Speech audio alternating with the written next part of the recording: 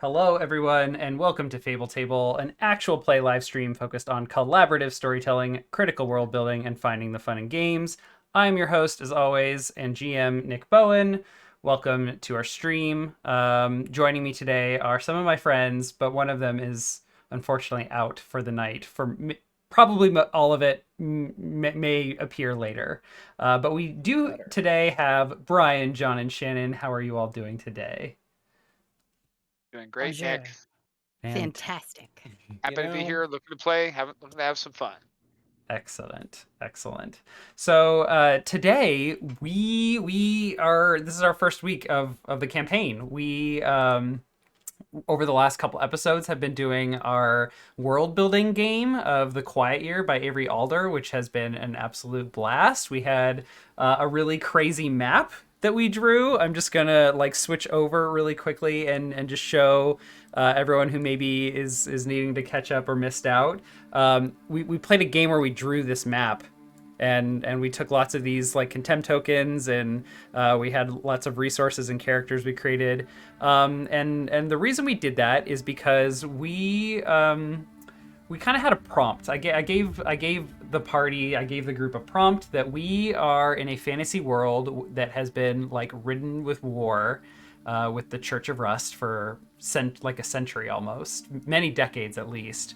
And that war ended when the leader of the Church of Rust, the Rust Prince, unleashed demons on the land, and they were just ravaging cities and homes and everyone.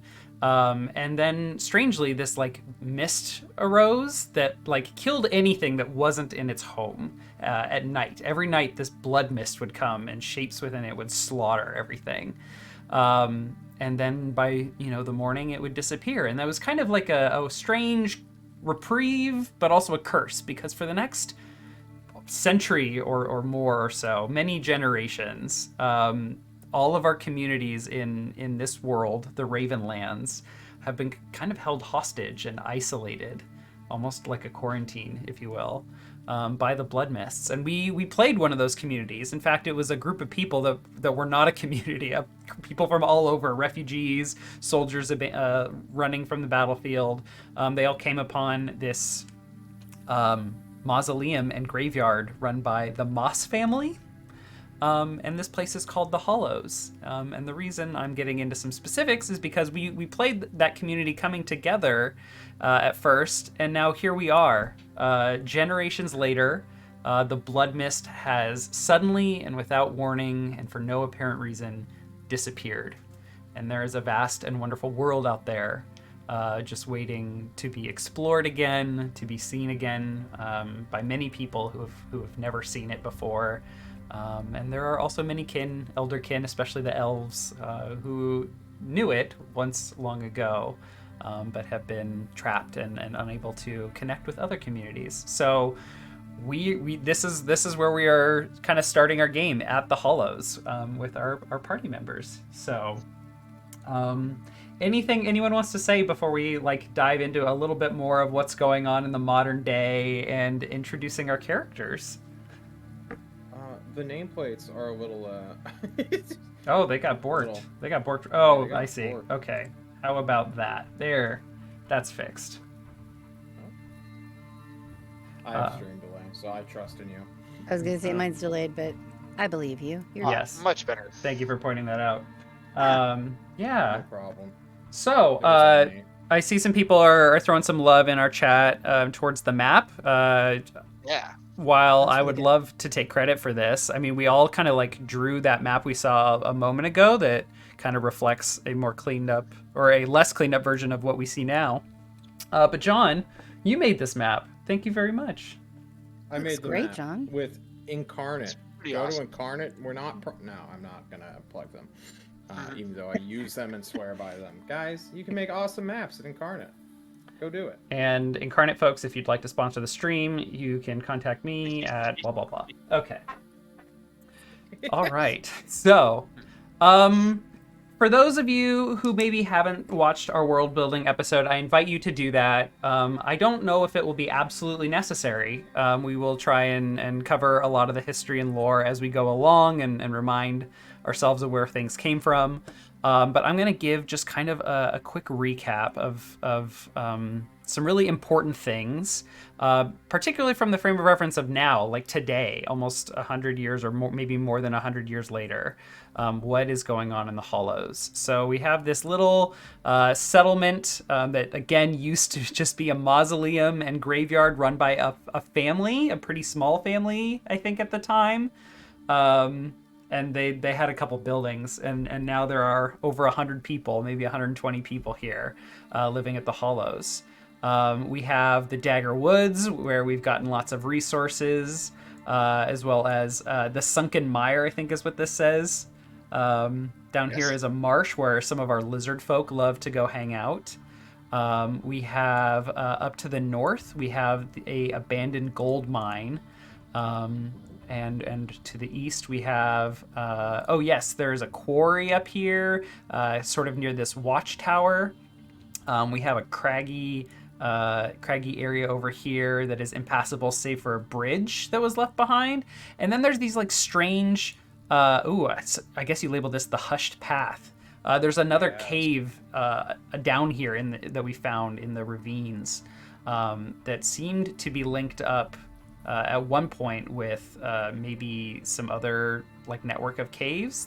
The dwarves in this world have been known to build large tunnels and networks, as they have in their communities some stone singers who can literally move the earth with song.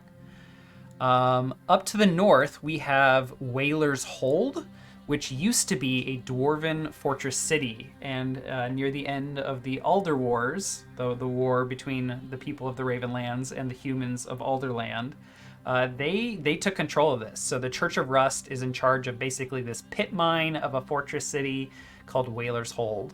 And you all, our community, learned of this at some point during the Blood Mists, probably pretty early on, maybe a decade in, when Rust Brothers, these clerics of Rust, would walk through the Blood Mists somehow, not being killed where they stood, and as they traversed through the land with impunity, and they arrived at our settlement, began to proselytize and demand tribute to their god Rust and their Rust Prince.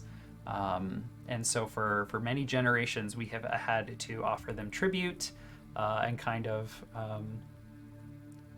appease them for fear of being punished, which I will describe later what that looks like. We were visited by the orcs, who are beyond the watchtower of Past Ways to the east. So we know that there's another community out there that would send these pilgrimages to do trade with other communities. They risked it for the biscuit, if you will. And we saw the orcs throughout the years, which I know will come up here shortly as we describe our characters. To the south, we had this kind of misty area where there was a great battle during the Alder Wars. There was a bunch of undead that were being risen from there, and we weren't quite sure what was going on with that. The undead would, attack but not be too much trouble. But eventually they started like getting stronger and more powerful. And we found that as soon as we went there to investigate, they all pulled back to this lashed keep to the southeast, where we discovered this is another Rust Brother outpost. The Rust Brothers using their magic to control the undead. And finally, we have Widow's Peak, which is a place some of our Moss family soldiers, also known as Grave Wardens, went and visited and came back and just said, you don't want to know what's south of there. And I don't think anyone has ever ventured that far away because, again, at night, every night, the Blood Mist rises and slaughters those who are not in their homes.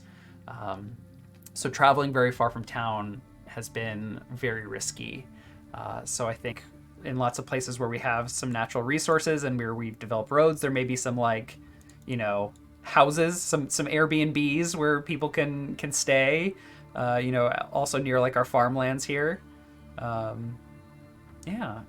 Is there any other kind of like major history plot points that you all can recall that you want to bring up now that you think might be important? No. Okay. I mean, there's personal No. dramas, but no. Yeah. Lots of contempt. Definitely. So there's much lots of contempt. So much contempt. Yeah. So much. I think we left our society, the Hollows, in kind of a rough place. A lot of tension between all of our kin. We had the humans, the Moss family. We had the Fae, who are some of our farmers. We had the Fawn, our goat-looking people. The elves, the Selkie, the Crow Selkie. Trying to think of if I'm missing any. I don't think so. I think that was it. So, I have a couple paragraphs of notes here written down as some other major stuff, just to kind of set our scene here. So, the Grave Wardens, run by the Moss family soldiers, and together joined with Tia Ravenwing's hunters, they formed a town militia known as the Stormfront. We had lots of soldiers from the wars form, a little bit of a militia with some training and weapons and armor. Eventually, we built these nice walls that we can see here around our town for protection. But the Grave Wardens continued to keep an eye on things elsewhere as they were trained to deal with the undead. And there's some family history there that I think we'll learn about from John. So we have our Stormfront keeping watch, well equipped and led by military leaders, skills and equipment from the Alder Wars passed down through the generations. We continued to trade with orc pilgrimages. Their pilgrimages slowly shifted from that of being very relational to transactional interactions with them, and became less and less frequent as the blood mist continued to persist. And they apparently no longer needed our supplies, but they grew more and more distant in terms of their culture. Our farms flourished. Several Fey families now run the farms on nearby land. They're not so far that workers and crops would be terribly exposed to a demon or Rust Brother attack. But there are threats out there, such as the migratory Steelfang tribe of Wolfkin, who migrate around and occasionally attack our settlement. We had Roz Slater, our blacksmith, eventually made her smithy and forge, passing her skills down to her children. Robin Slater now runs the forge in town and works day and night to repurpose metals already possessed by the members of the Hollows from the wars. With little working knowledge of gold mining, our few attempts made to work the gold mines, as well as farm the strange minerals in the hushed path over here to the east, didn't really result. The results were not great without that knowledge, and the caves and mine systems themselves eventually caved in as we tried to expand, and those projects were abandoned. The little Selkie Crow girl, who claimed to have seen the god Raven at the start of the Blood Mists and had wandered off, eventually returned a decade later, a young adult claiming to be a servant of Raven, known as a Raven Sister. She began to recruit other Selkie women from other settlements, and together they migrated the Ravenlands, assisting small villages with crops, medicine, fertility, and protection. Somehow they managed to wander the blood mists with impunity, without risk to life and limb. Similarly, as I mentioned, the Rust brothers also migrated the land, safe from the murderous blood mist. They came proselytizing and demanding tribute, proclaiming that a great evil has been prophesized by their god, Rust, and communities need to demonstrate their strength and preparedness with tribute. Those who refused or could not were required to serve penance, and the Iron Guard, the military arm of the Church of Rust, would be called to strike down resistance and Cullen offering in the form of blood sacrifice. Many communities have been made an example of in this way. Oftentimes, the Iron Guard would simply loose undead or demons on a city or settlement, and their sorcerers controlled, and the military would come in and just clean up afterwards, taking what they pleased. The Hollows itself, situated between an outpost of the church, the Lashed Keep, and the great dwarven city fortress of Whaler's Hold, puts the Hollows in a very precarious spot, very much in area controlled by the Rust brothers.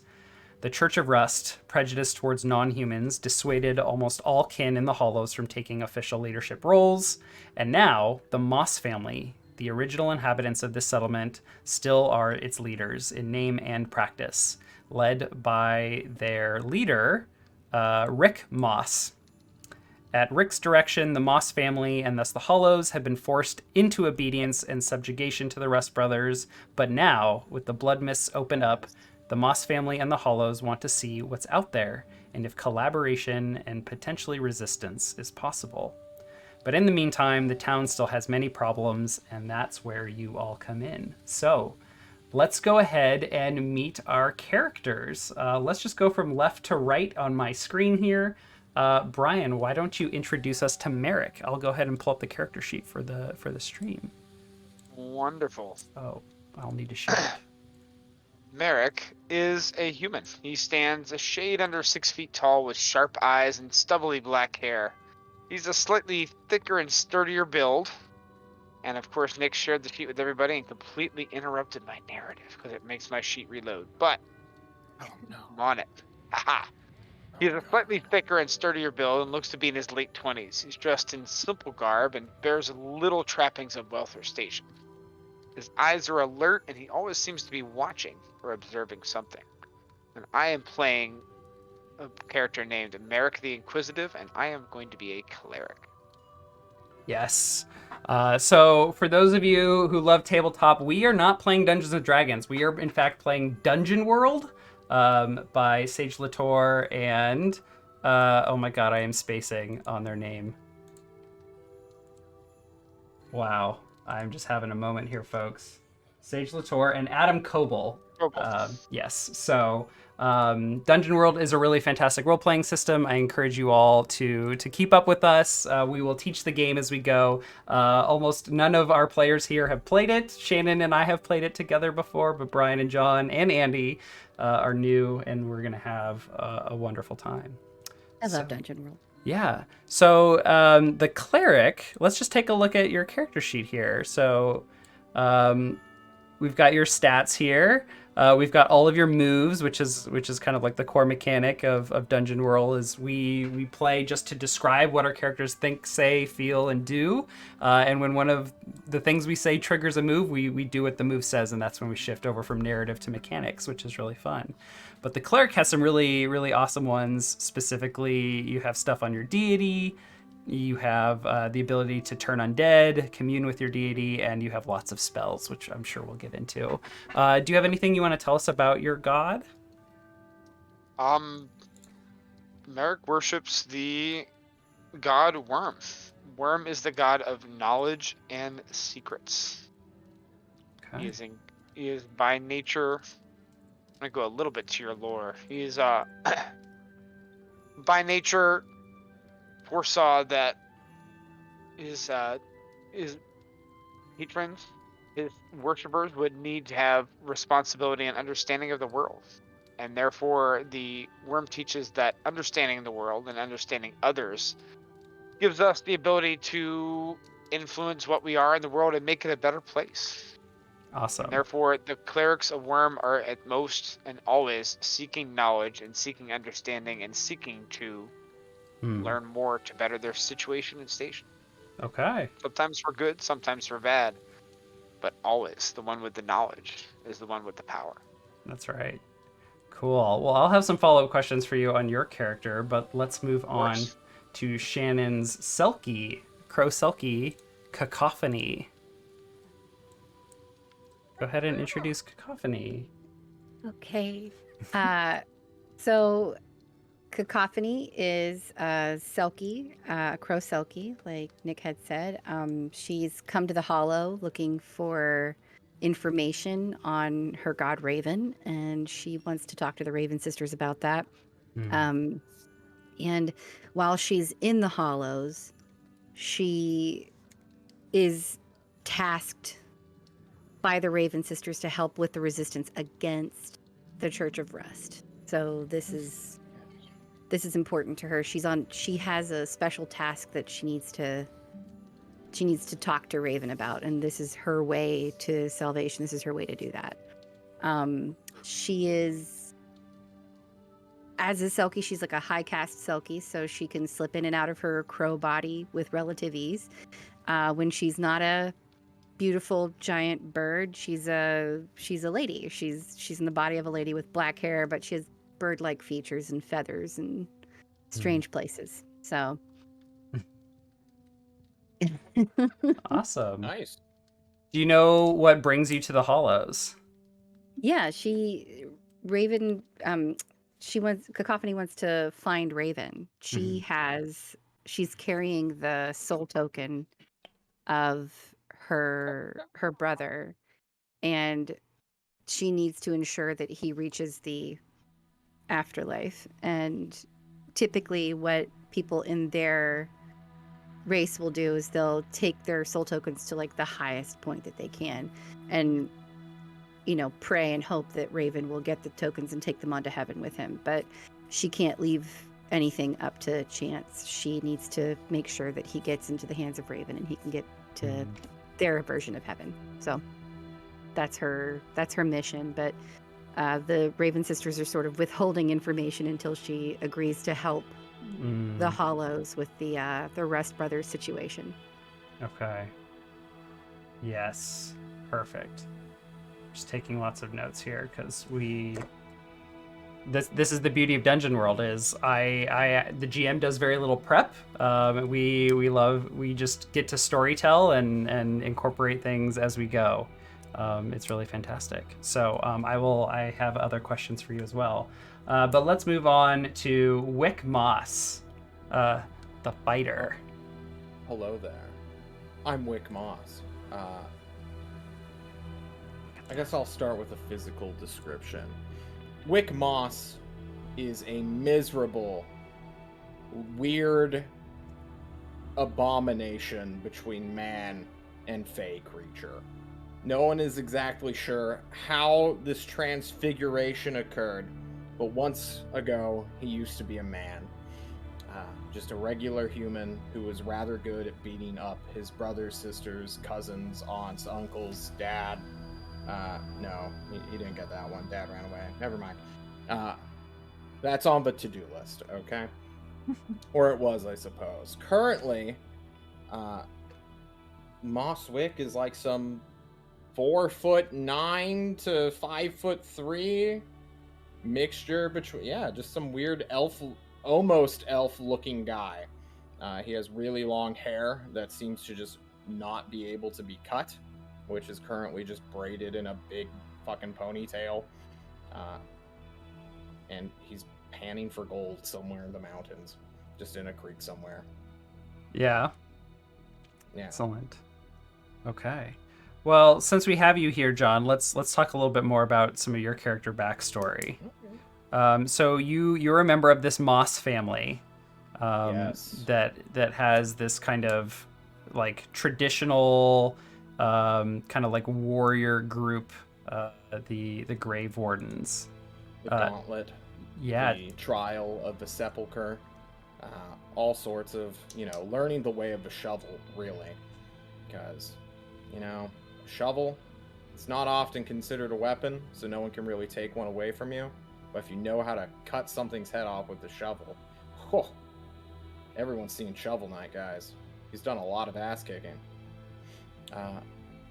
What about the Moss family would you like to know, Mr. Dungeon Master? Yeah, I would just like to understand your relationship with your family a bit more, especially as it's probably grown into, a much bigger size in the Hollows, and people recognize their warriors and all members of the family, and in fact, like your matriarch or patriarch is kind of largely considered to be the person in charge here. Yeah.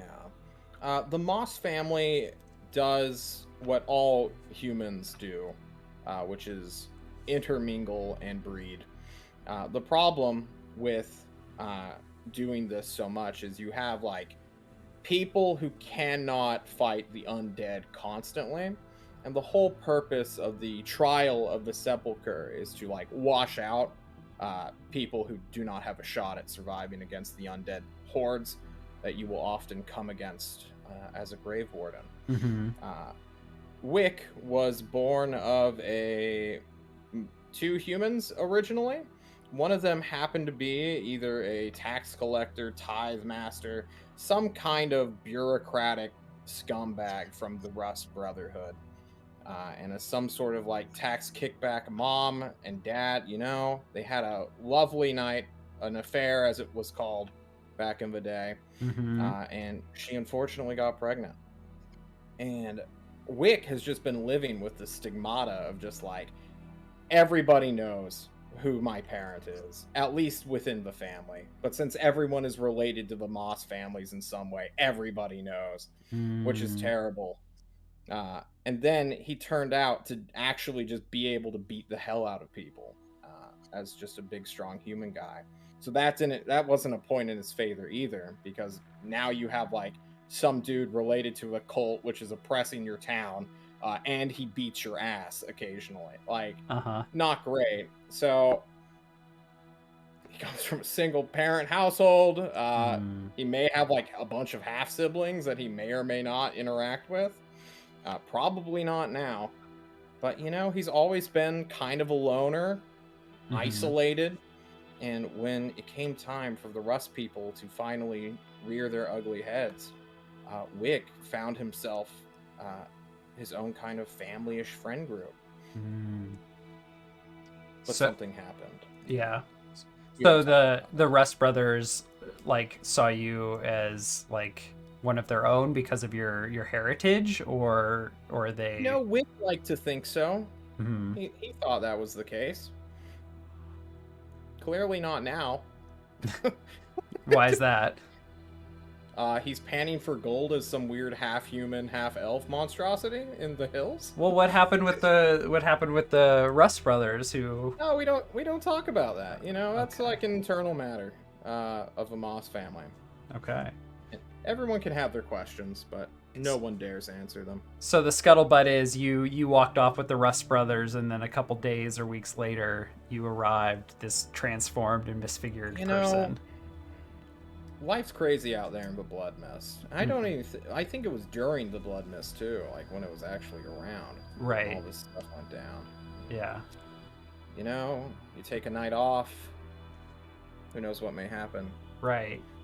Yeah, this is all really interesting, and I really like the Grave Warden as like an important like group in the community, because the Church of Rust is all about like, annealing metal makes it stronger, and that's what we need to do with people and the Ravenlands. There's this grave threat coming, we believe, and we need to like shape everybody up. So we're gonna just go around and test everyone. We're gonna demand tithing. Those who can produce, like, they will show that they are worthy. And also, why don't we just throw around some undead every now and then and just like attack a settlement and see how. When you put it like that, okay. Look, the Church of Rust, or the cult, they had initially good selling points of like, you can be a better you, and we're gonna help you get there. And like, that's how they get you. That's how they rope you in. And if you're some young impressionable human, suddenly you're like, come on, they can't be controlling the undead. Undead are mindless. They don't even have brains. Come on, everybody knows this. They're skeletons. Like, oh, it's just propaganda. And then you walk in and suddenly, haha, it's time to make a skeleton dance, Yeah. The old switcheroo, as it's called. The old switcheroo. Okay. So you are panning for gold right now, or you were? Yeah. Okay. Who doesn't? All right, we'll come back to you panning for gold. In the meantime, so Shannon, if we didn't mention it, you're playing the thief. That's correct? Oh, you were muted. Oh no. Why? Poor I hear Kay. you now. Yeah. Thanks. Cacophony is a rogue. Yes. So you come from another community, since the Selkie have the ability, well, particularly high caste Selkie again, who can transfigure in and out of like their crow bodies with relative ease, whereas more, I think you and I talked about more like mixed race Selkie are considered kind of lower class and have a harder time shifting forms. Right. We have determined that the Crow Selkies are a bunch of elitist pricks. Like that is canon. So yeah, so she comes from a high caste family, so she can like slip in and out of her crow form pretty easily. But yeah, so like within the community, multiple communities, I think we initially thought of them as a misunderstood race of people who were looking for a new community elsewhere. But I get the impression that they were just kind of cast out because they're a bunch of dicks. So they tried to find a home wherever they could. And, as a result, like maybe some young crow chap fell in love with an interesting fae creature, and they had strange children that have abilities from each race. So, but they do have difficulty slipping in and out of their feathers, as it were. Yeah, but not you. And I'm Not curious, me. during the blood mist, these kind of high caste Selkie, would they just like continue flying around from community to community, or even just like fly together in flocks and perch somewhere and keep an eye out for the blood mist, but largely stay above it, or did they like partake in settlements?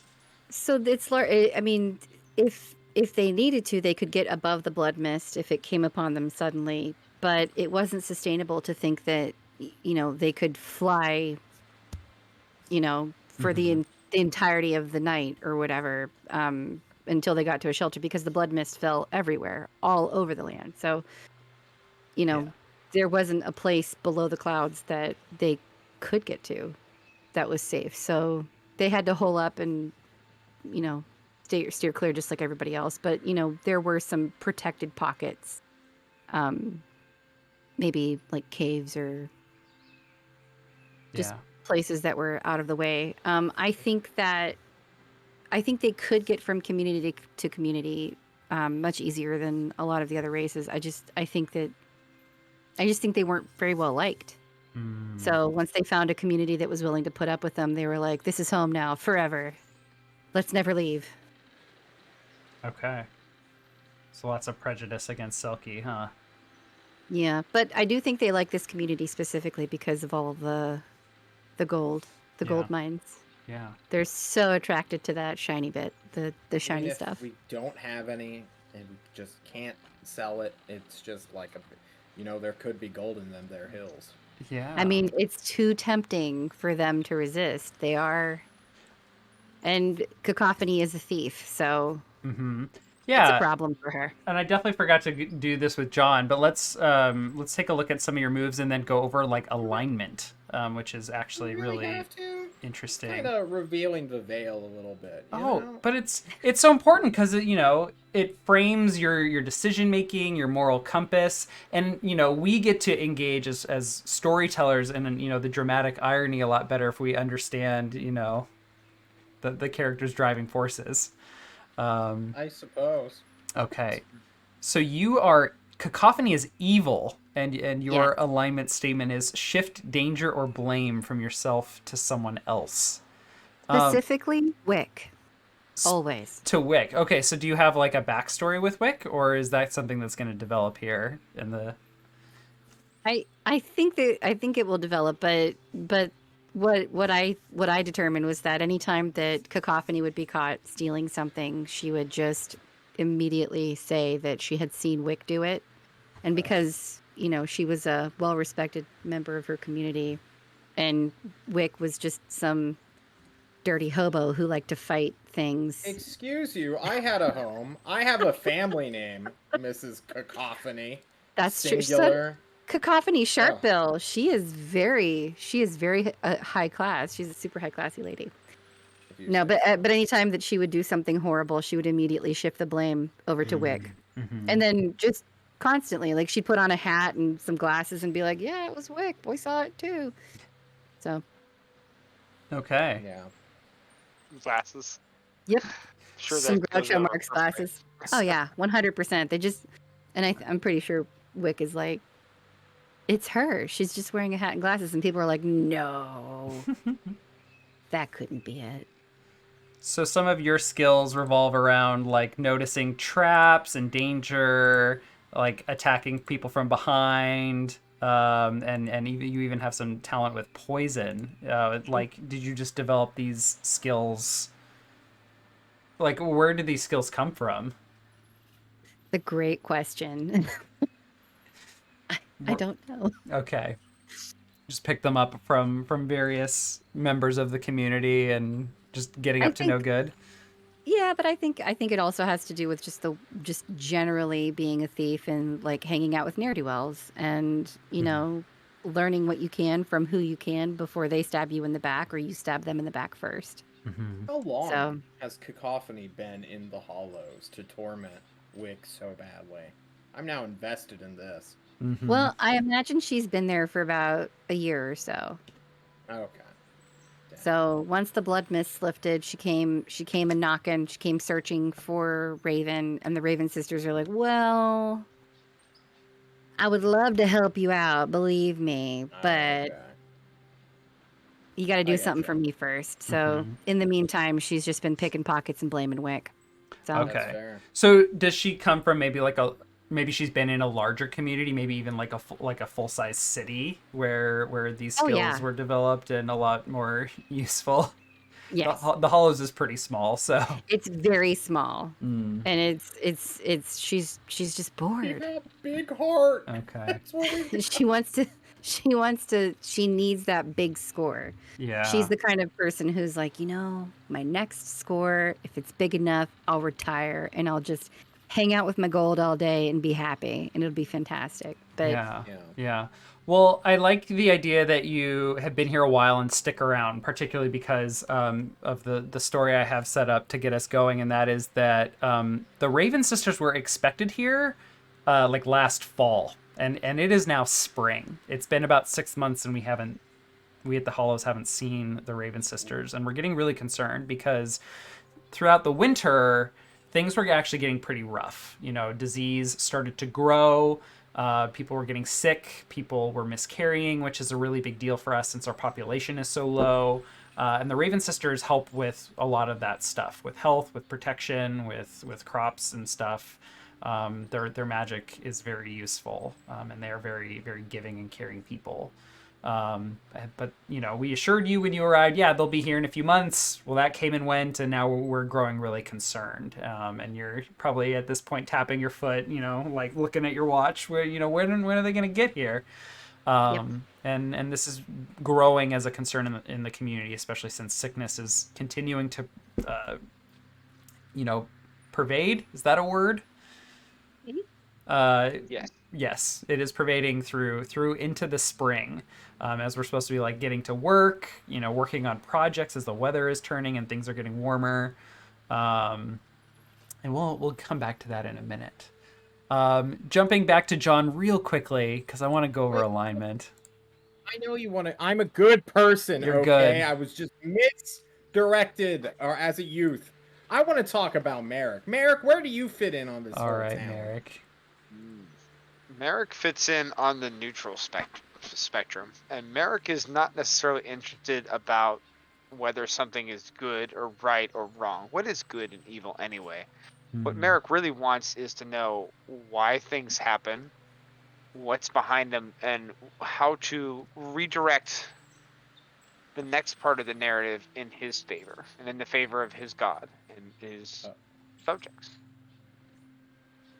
Okay. So Merrick technically is neutral.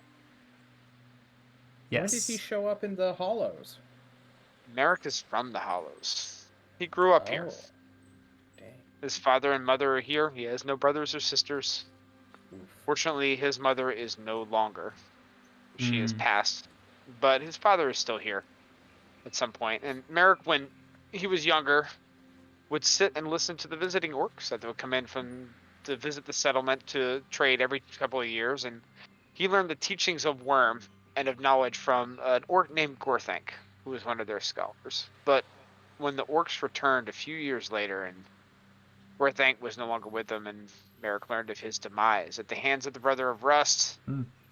Merrick decided to dedicate himself to Worm, to finding knowledge, to finding secrets, to finding anything he could about the Brothers of Rust, and to do everything he could to undermine them.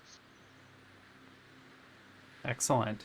So before this spiritual and faith kick, at learning at the demise of Gorthunk, what did you and your father do in the community?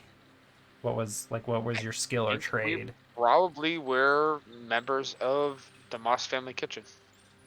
Okay, worked for the The kitchen. country kitchen. The country kitchen.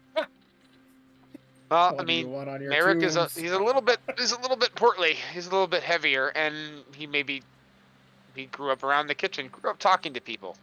Maybe he was serving, maybe he was cooking, maybe he was cleaning, maybe he was doing a little bit of everything. But the best way to learn stuff about people is to talk to them and to walk by them when they're talking and listen to what they're saying and remember what they're saying and find ways to use it against them later.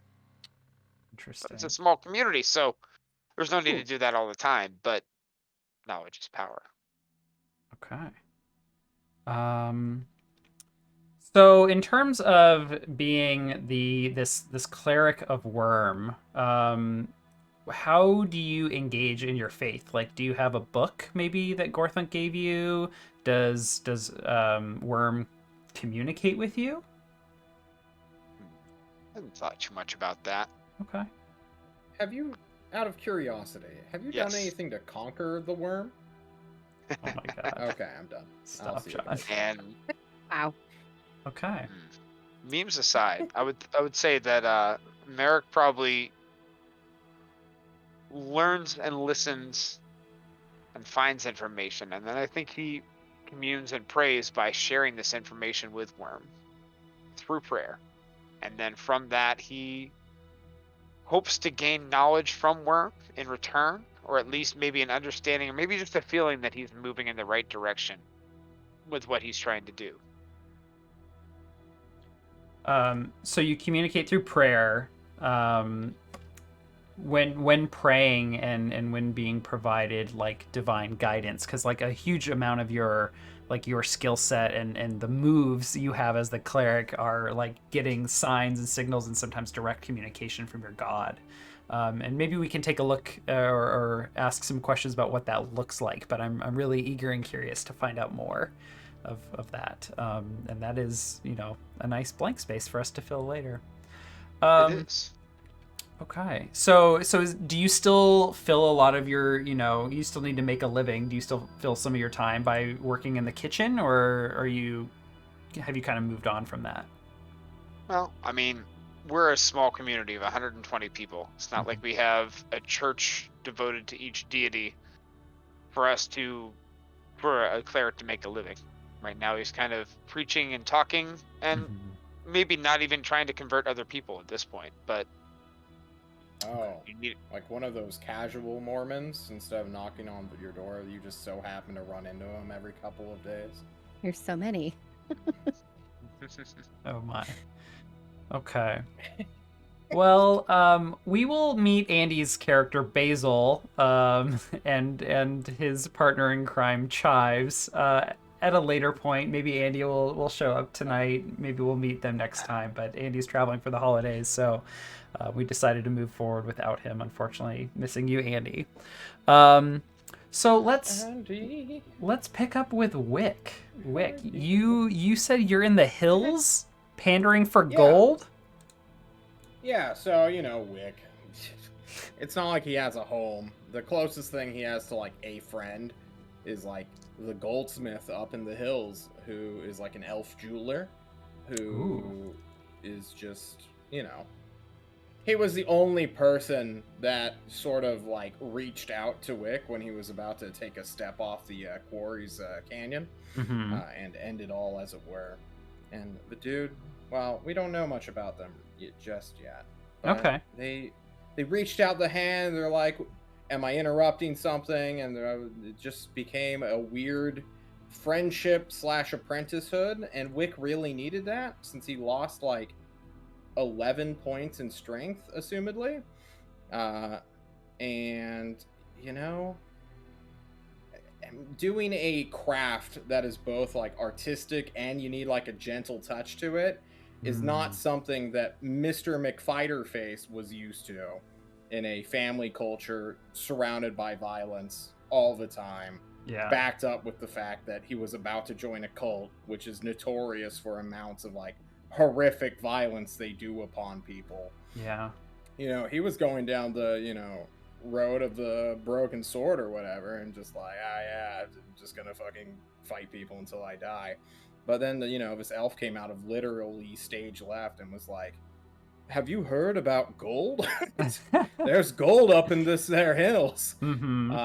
Why don't we go pan for some and take your mind off things for a while? And now Wick's kind of doing it on his own. He doesn't have a forge yet, so he still like borrows his master's tiny little workshop, which is like the worst kind of smithing conditions ever, but still, like, we make some cool stuff. And then we probably just melt it back down and remake things. It's like a weird Buddhist-ish vibe going on, where it's like, we're going to make something really delicate, ornate, that could probably sell for a lot, and then we're going to break it, and we're going to melt it down, and we're going to make something real. Because the path to perfection is an ongoing struggle. Okay. Does the elf goldsmith or jeweler have a name? I have one if you don't. Well, you stole mine. I wanted to make them Luceren, the elf, but you literally said that during the quiet year. I didn't steal that. Yeah, I know. I was setting it up for this moment. Guys, I'm working 3 weeks in advance right now at any given time. So, yeah, it's Luceren, the elf. Is it Luceren? Okay, so former elven leader of our community when the Blood Mist started and when this community founded. Probably like when the Rust dudes showed up in force, the elves were like, well, it's time to hit the road again. And Luceren stayed and just kind of lives as a hermit, as a goldsmith. Okay. All right. And he does not live in the community, but up in the hills somehow. We're, you know. Okay. We don't have those kinds of. Yeah. They live up in the hills. Gold does not care. Gold is indiscriminate. All right. Well, I think you are up. Either you're up in the hills looking for more gold, or maybe you're in your master's forge working on your next craft, you know. Yeah, we're panning for gold. We're panning for gold. Those tiny little nuggets in the water. You know, we got the little metal wire net thing. I'm forgetting what it's called. I actually looked this up and now I'm blanking. That we're sifting the silt and sand of this tiny little creek just up in the mountains, towards the mountains in the hills, because the gold is in their damn hills. It is, as I've been told. Yes. So while you're up there, the wind blowing through your uncuttable hair, the sun bathing your now strange pale skin. Yeah, it never really tans, but it's that like weird sickly pale thing of just like, wow, if I saw that in the like a birch forest, I could like see that thing blending in with it. Yeah. And before you hear anything, your Luceren, your jeweler friend, mentor, lets out a deep sigh and a grunt. I turn around, not expecting to find them there. Oh, you Luceren! Yes. My friend. You did not know I was here. I've been watching you for quite some time. Apologies for the surprise. And he he gives a little nod over his shoulder and says, "You have some guests coming. I thought I would warn you." And over his shoulder, you can see that there are two grave wardens hiking up the hill. And as you catch their gaze, one of them, who is a little winded from the hike, stops. Well, why do you spend so much time out here? It's a huge pain in the ass to come and get you. It's kind of the point. Rick wants to talk. He banished me. What? No, he doesn't. You guys are gonna try to lynch me again. You're expected. Come along. And then they turn. I look to Luceren. Alright, I just need to go get something real quick. Be careful. Your family father is a cunning one. Whatever he has for you, I'm sure it's no good. That's why I'm gonna bring like 6 throwing knives. And Wick goes to go get his anti-wolf deterrent, I guess. His less than lethal munitions to ward off the wild werewolves and wolves who may attack him out here in these hills, as it were. Yes.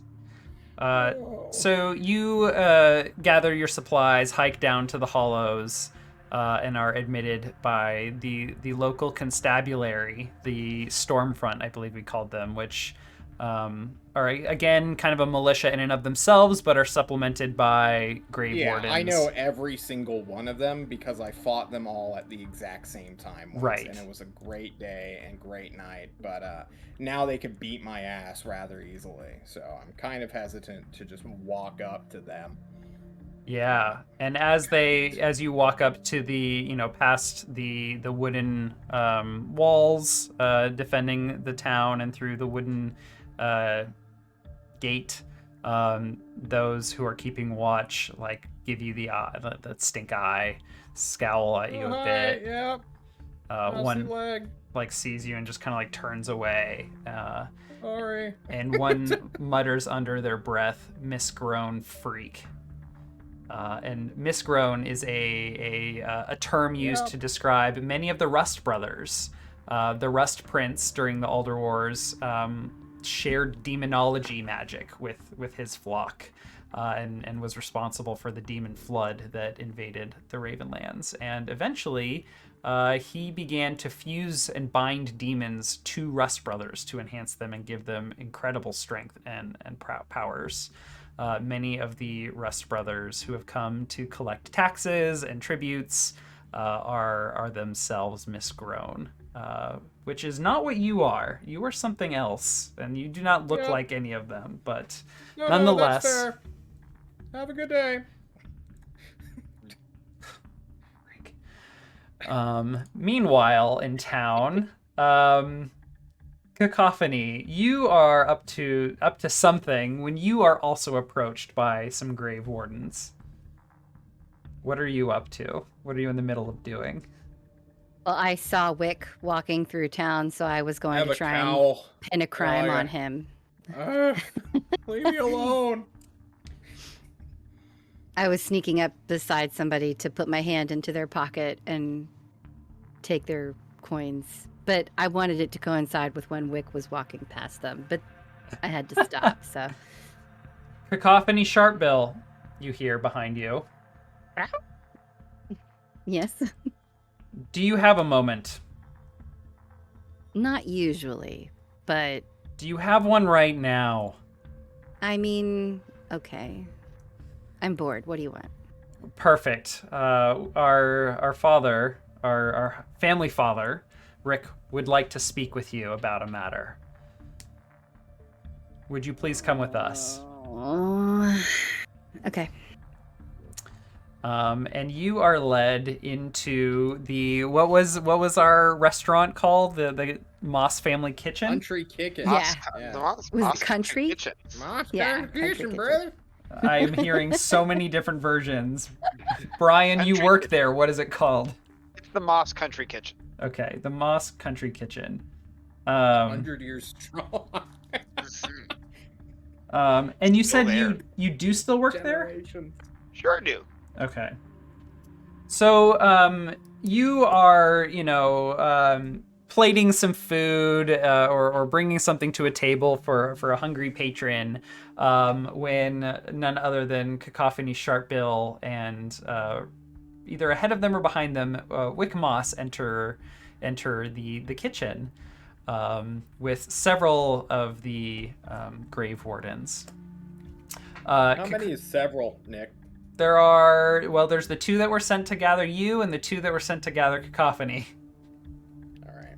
2 of them had a very easy job. 2 of them. 2 of them did not, and they sit down with you, Cacophony, and with 2 others, the 2 other Grave Wardens, and they ask you, Merrick, for some grub, and some for our Selkie friend here. So what can I get you? Can I get you a drink? Maybe some eggs? Sure, whatever you got extra of lying What around. we got cooking? A little bit of Eggs. stew? Yeah, and Of course. I'm so sorry. and Would when you like, we have some fresh. Insensitive. My apologies. What can I get you? Just looked Sweet lady? sad knowing he wasn't included. oh, Or just- eggs. Oh, just- yeah. Sorry. I'll just have some bacon then. Sounds good. What does Selkie And- eat? What would you like? What do you have that's fresh or not and dead?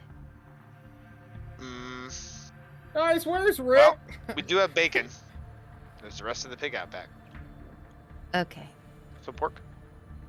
One of the Grave Wardens looks at you, Wick, and points to a door I'm sure you're quite familiar with. And as you ask your question, you know, like the tavern here, the kitchen is a front. Not really a front, but it doubles as It's not a front at all. a family gathering hall. They own it. It's literally called Moss's Country. Yeah, I misspoke. But it is where many family leadership meetings take place. So you are invited. Merrick, you are asked to make the food and then make some time for the family father wants to speak with you, along with Cacophony here. Of course. But what brings you in first- today? I'm sorry. What brings you in today? Why do you want to speak with me? The Rick wants to talk with you, but he's got to talk with Wick. Rick and Wick. Fuck, who named Wick? Wick is just gone. He's a Yes. ghost and just like through the door already. Yes. I like to Rubbing his imagine. hands on the walls where he like put holes in them that have been patched up. Mm. I like Like, to. oh, yeah. My head canon is that like all of his kids are named some version of ick. Like there's Tick and Mick and Sick and Click and other things.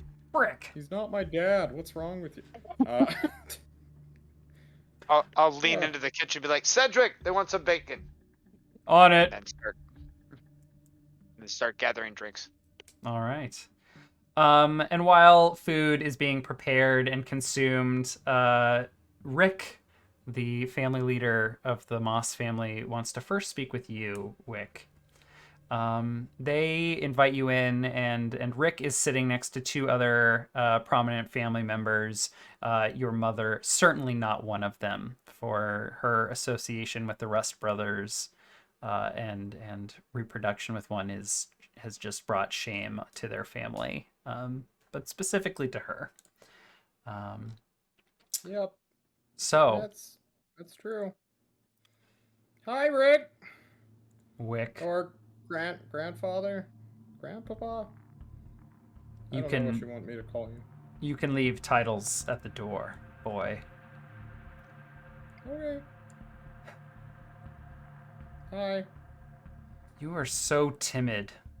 You grew up so confident and strong. What became of you? What I changed? got attacked multiple times by this family and these 2 right next to you. What do you want from me?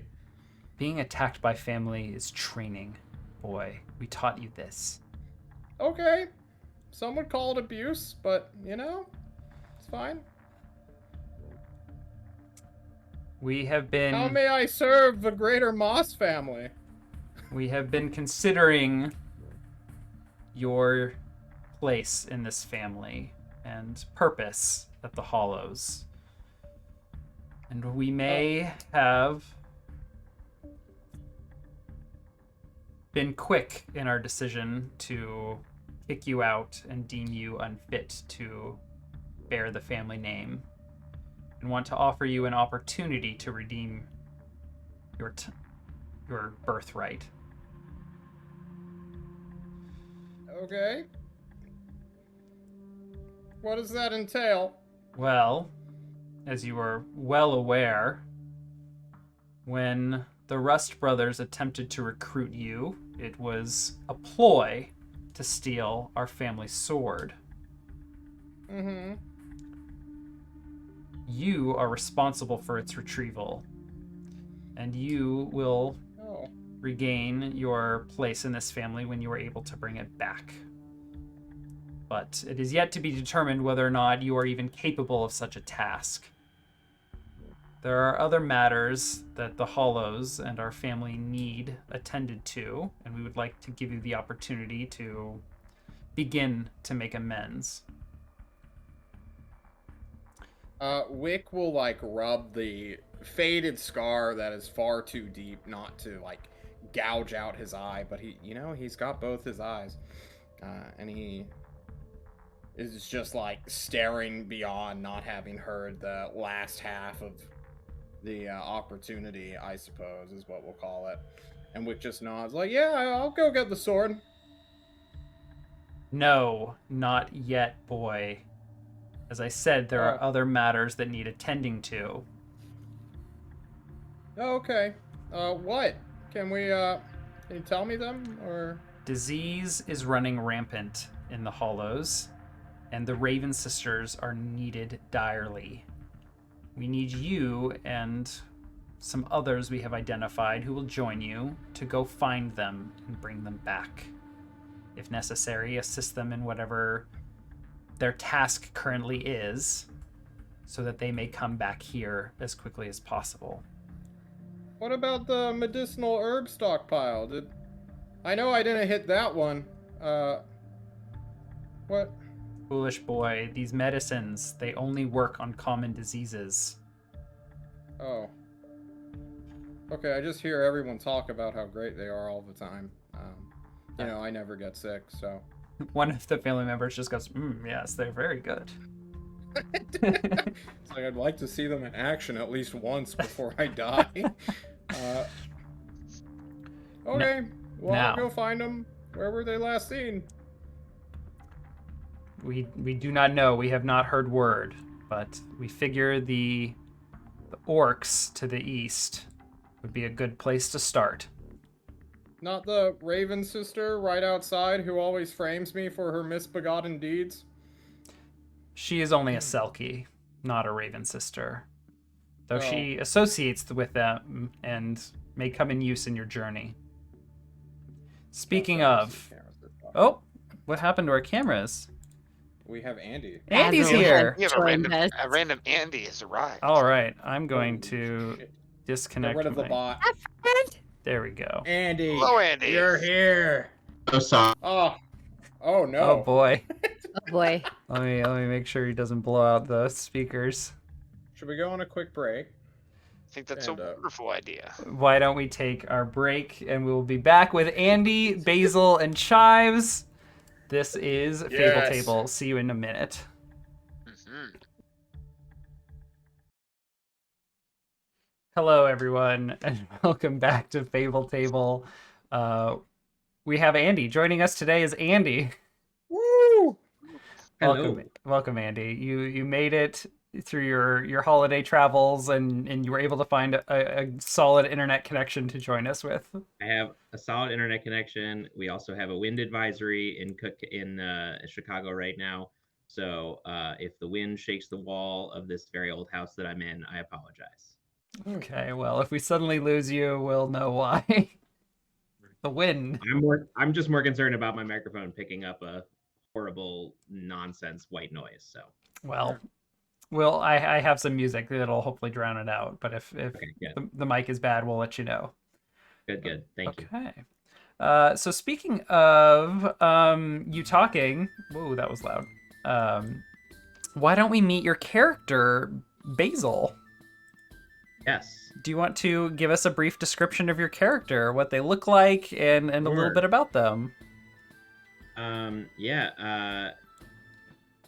Basil was, or Basil, if you're of the goat inclination, was found as an infant in the foothills of the mountains near the Hollows by a clan of Fawn who adopted him to protect him.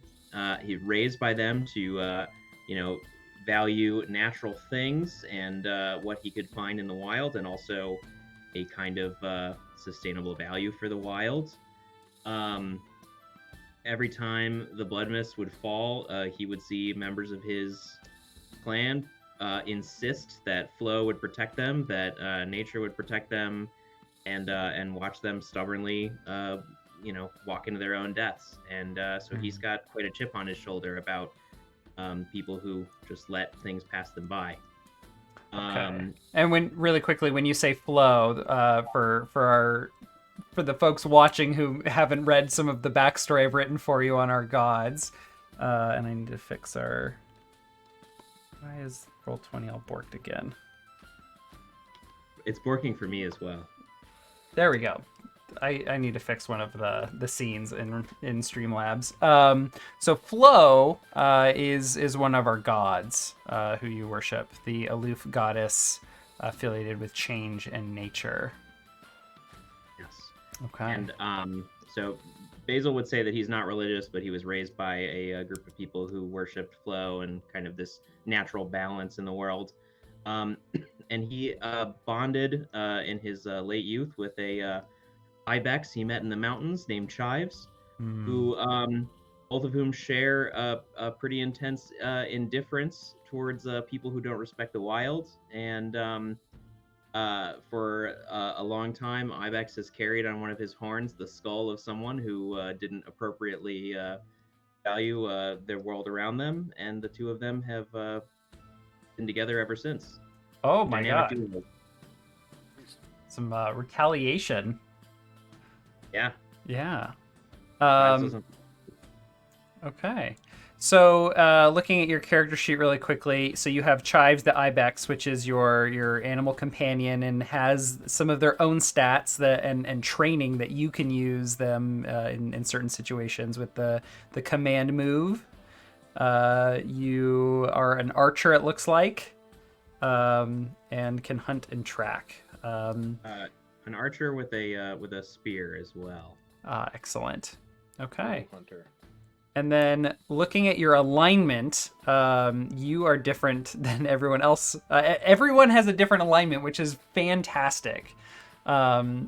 You are chaotic, free someone from literal or figurative bonds, which will be really interesting. Okay. So, where do you hang out? You know, around, like, on a given day? Basil and Chives work around the mountains and the foothills, foraging for their own survival and, intervening where they experience people who are not, to at least their interpretation, appropriately respecting the wilds that they call home. And they've wandered into the hollows, following kind of Chives's mysterious guidance. Has just been walking behind this ibex who seemed to have a mission. He's not sure what though. Okay. And you've known Chives for quite a long time, yeah? I would say that their bond is at least a decade old at this point. Okay. And how old is Basil? Roughly? In his 30s, I would say. Perfect. So he was born during the Blood Myths. He's not known another time. Okay. As Chives leads you... Is that right to the Blood Mist chronology? Am I correctly understanding? You're good. Yeah. Okay. So as Chives is leading you into the hollows, you are coming up to the main gate, and you overhear some of the grave wardens talking with those who are manning the gate, and one of them says, like, I couldn't find the goat boy. He and his, like, I went and found the fawn, but he wasn't there. And then looking over their shoulder, the other one points and goes, "Is that him right there?" Pointing right at you. I wouldn't disagree. I wouldn't not identify myself. I have no reason to hide my identity from these people who I don't know. Are you Basil? I am indeed. Yes, well, I've been hiking around all day looking for you. We have someone who wants to talk to you. Got a job offer for you. All right, we'll enter. Well, let's see what Chives thinks. And Chives paws the ground, or hoofs the ground, I should say, once, which is a curious indifference. So yeah, we'll find out what you got going on. Thank God, he says to the other guard, and then right this way, come along. And you are led through town, which is not as bustling as it has been in past years.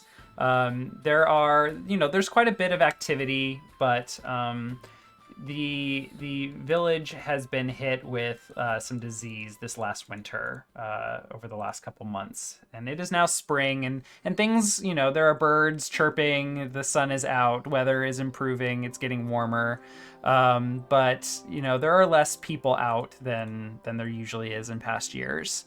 Are there plague ridden about? Because if that's the case, Basil would just pull a sprig of sage from out of his hair or one of his sleeves and hold it to his face for safety.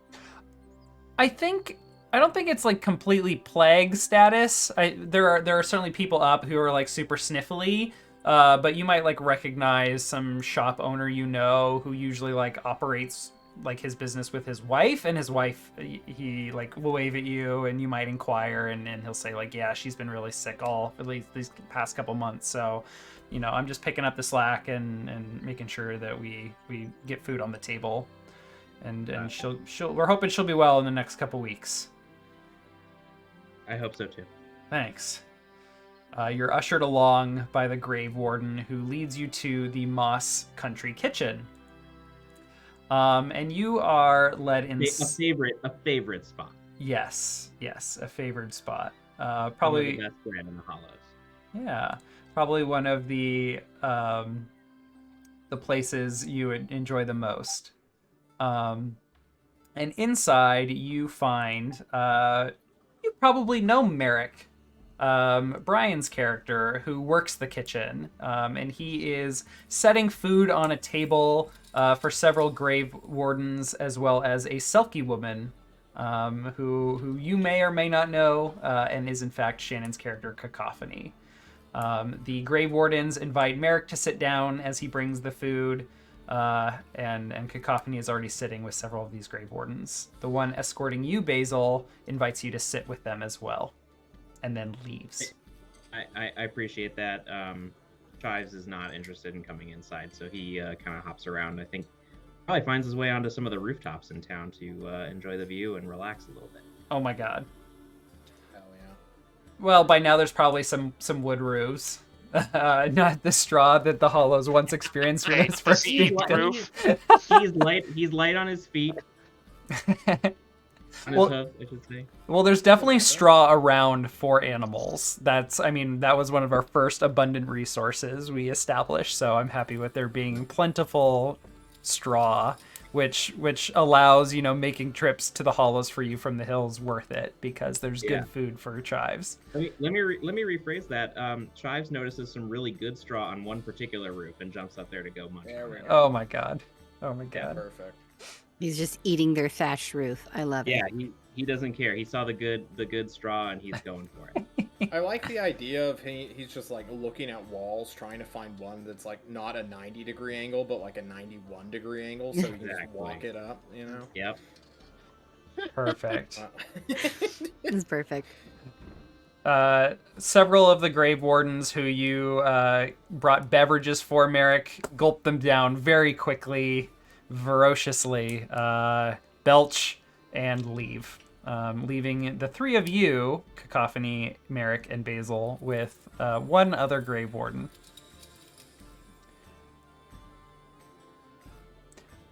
So now might be a good time for us to explore one of Dungeon World's core mechanics, and that is bonds.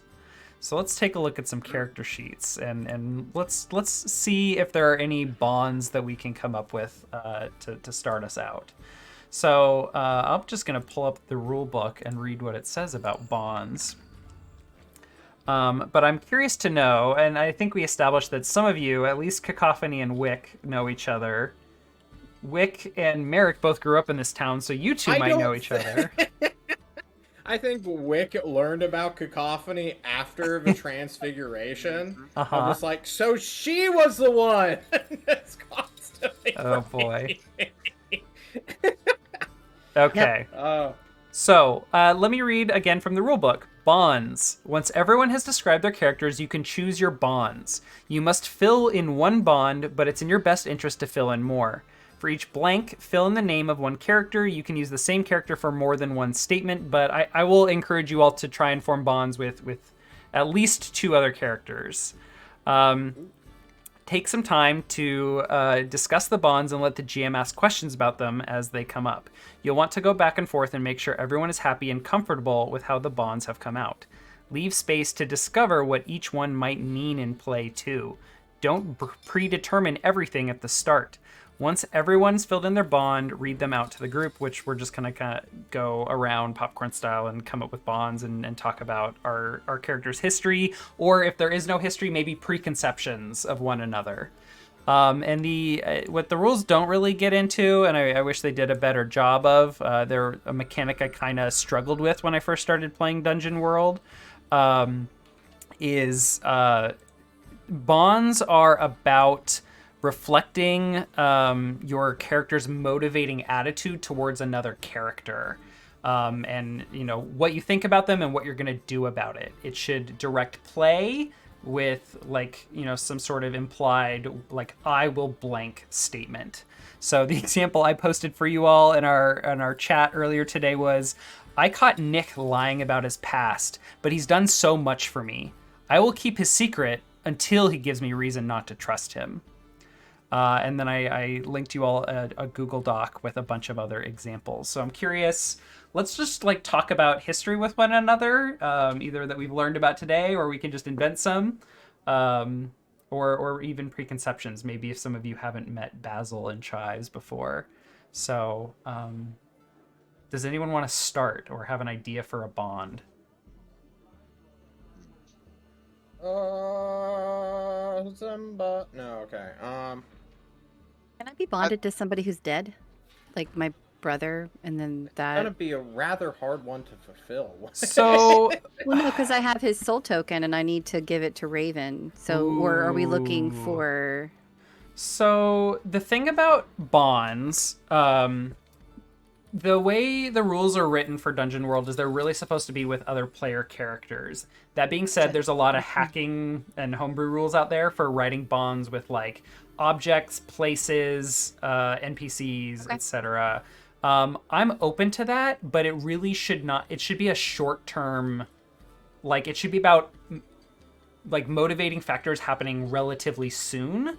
I would hate for you to create a bond I will see my brother passed on to the other side, and that be an end game sunsetting moment or season ending event for your character, and never get to cash in on that bond.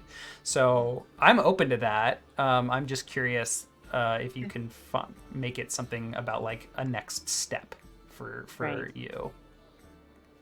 And I know that you all have access to your the rules, and there's been some suggested bonds, but there's lots of ways we can phrase bonds. Did you have an idea for your bond with your brother? Well, no, because I think it's just a redemptive arc. I think that her brother, Cacophony's brother, died because of something she did, and she swore a vow to him that she would make sure that he reached the other side. And she can't, and it's she's evil, but she's not without honor. So she does honor those vows when she makes them, which she never does. So, but it's it doesn't have to be a bond. I wasn't sure if it could be with something like that, if it was a goal. I kind of think maybe I want to form a bond with Wick. Okay. Because I want to get to know this guy who I keep pinning all my crimes on. You know what I mean? He always happens to be there, and then it became habit, the thread habitual. of fate is often One that should not be tugged. But let's hear it. What bond are you suggesting? I don't know. I just know that Well, I I got need to one. get to get to know this guy who I keep pinning all my crimes on. You Do- know what? do you I care have about one for getting to you know him? specifically? No, I think it's more about like tactical advantage, Okay. at this Wow. point. You don't even care. I do, probably, maybe. We'll What? see. Okay. I I totally have care. sworn to protect Merrick because even though he's not a part of a Moss family, he works for the Moss family, and all Mosses. And look, Wick kind of got kicked out of a family, but he passed the trial of a sepulcher. So like they can try to strip him of his name, but he earned that. Like he earned the Moss name, and no one's gonna take that from him, no matter what.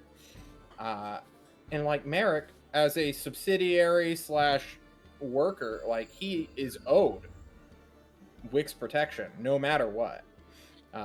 Even if he's like equal or more powerful than Wick himself, which is probably the case right now. Okay. So we have this I've sworn to protect Merrick, but there should also be some sort of like thought about them. So like is it Merrick? I just copy pasted what was in the fighter. Okay. Well, Sorry. I will say that some of the bonds, like default bonds, are not really worded really well. Yeah. So I think expanding on that might be really useful. And you should try and have the bonds separate in different, like add different ones so that you could like list them. We'll worry about that later. Okay. I'll fix it later. Okay. All right. Sounds good. Now, I have a quick question for you, Nick. Yeah. Is it a case where, let's say, Wick makes a bond with Merrick? Is that something that we both have together? No. Or is that his personal thing involving me? That is his bond and thoughts and feelings of his character towards Got your it. character. Yours may be completely different. Sure. Like, for example, you as this inquisitor of Worm and someone who is always seeking knowledge might see like there's a certain wisdom to Wick and his violent lifestyle. I should pay attention to him and what he has to say. And he could be like, Merrick is such a fucking condescending asshole. Just ignore whatever he says. Like they could be completely opposite. Yeah. And what's really cool about bonds, and the reason I encourage them to be about like be actionable, is because when you have acted on them and resolved them and maybe moved on to some other new feeling and pivoted that relationship or taken it a step forward or backward, you get to mark XP when you do at the end of a session. Well, end of an arc, a story will say. Oh. Yeah. So I need like a condition where this can end. Yep. Exactly. It needs to be actionable. So, and using the I have sworn to protect Merrick thing, that could turn out to be, like maybe you do end up protecting Merrick, and that shifts to like, I will continue to look after him because he needs my help. Or if maybe Merrick shows his own strength, you could be like, Merrick doesn't need my protection. Yeah, that's he has my literally respect. what, I just put down until he has proven himself. Okay. Cool. Merrick, you better step up your game soon so I can mark XP. Sounds good. I think I have one. Yeah. I think I would like to set up a bond with Basil and Chives. And I think my bond would be that Basil has knowledge of nature, which I don't. I need to learn as much as I can from him about this endeavor. Okay. I probably want to word it better than that, but I think that's about the type of bond that I want to create. Okay. So it sounds like you are aware of who Basil is, maybe at least in passing. He comes in all the time, and then whenever straw gets left in the back, I always like slip it to him on the side, for Chives, because Ibex got to eat. Okay. Ibex got to eat. Sure. All right. Stop damaging rooftops. Pruning rooftops, please. Maintenance. It's all about the aesthetic. I would say that while I would certainly agree that Basil shares a kind of trust with Merrick. I would, or at least a familiarity with Merrick. I would say he's actually maybe a little wary and suspicious, given his experience with his own people's kind of blind faith. I think he's kind of like hesitant towards anyone who's religious in an intense way. So anyone who's a cleric who, you know, evangelizes a faith of some kind, like I think is immediately Basil sees like a not necessarily a threat, but at least something worthy of suspicion, kind of doubt. Okay. So we can try and wordsmith that into some sort of like those Like, of the faith. Basil trusts this person, but has, you know, a wariness or suspicion towards his religious goals, let's say. Okay. There we go. I like. Are you gonna type this out, or do you want me to try and type it out for you? I can type it out. Okay. I got a keyboard. Okay. Awesome. Where's that getting typed into? Yeah. So right character under sheet? your alignment, in the header, you could write. Oh, bonds. Merrick. The way I see it. Did I spell Merrick right? I did spell Merrick. By the way, if Chives was doing this, he would know exactly where these pieces of data were. All right. In the header, you put just Merrick. The cleric. Yeah. Oh, and you updated cacophony. Thank you in the Twitch. I appreciate that. Apologies. It was such a missed opportunity. I was like, why? We definitely talked about it, and I asked you, how is that spelled? Is it right exactly how it's spelled? And you said yes, and then I did a double take today, and you changed it on me, but I love it. Love I it. mean, gotta now that we give all have Andy all- props for the dad jokes, you know? Okay. So it sounds like we kind of are workshopping at least one bond. I will encourage you all to form at least 2 or 3, and we can work on those between now and next week. And we may have some new ideas after our session today. So let's cut back into the kitchen. What's the play, Rick? So your conversation with Rick is wrapping up, and there is conversation happening outside in the kitchen with Basil, Merrick, and Cacophony. The 3 of you sit there awkwardly. Who breaks the ice, and what do you say?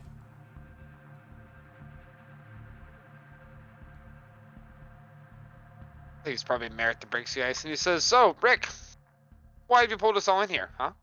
What's going on?" Yes. Come on in. Oh no! There's Wick, more of them.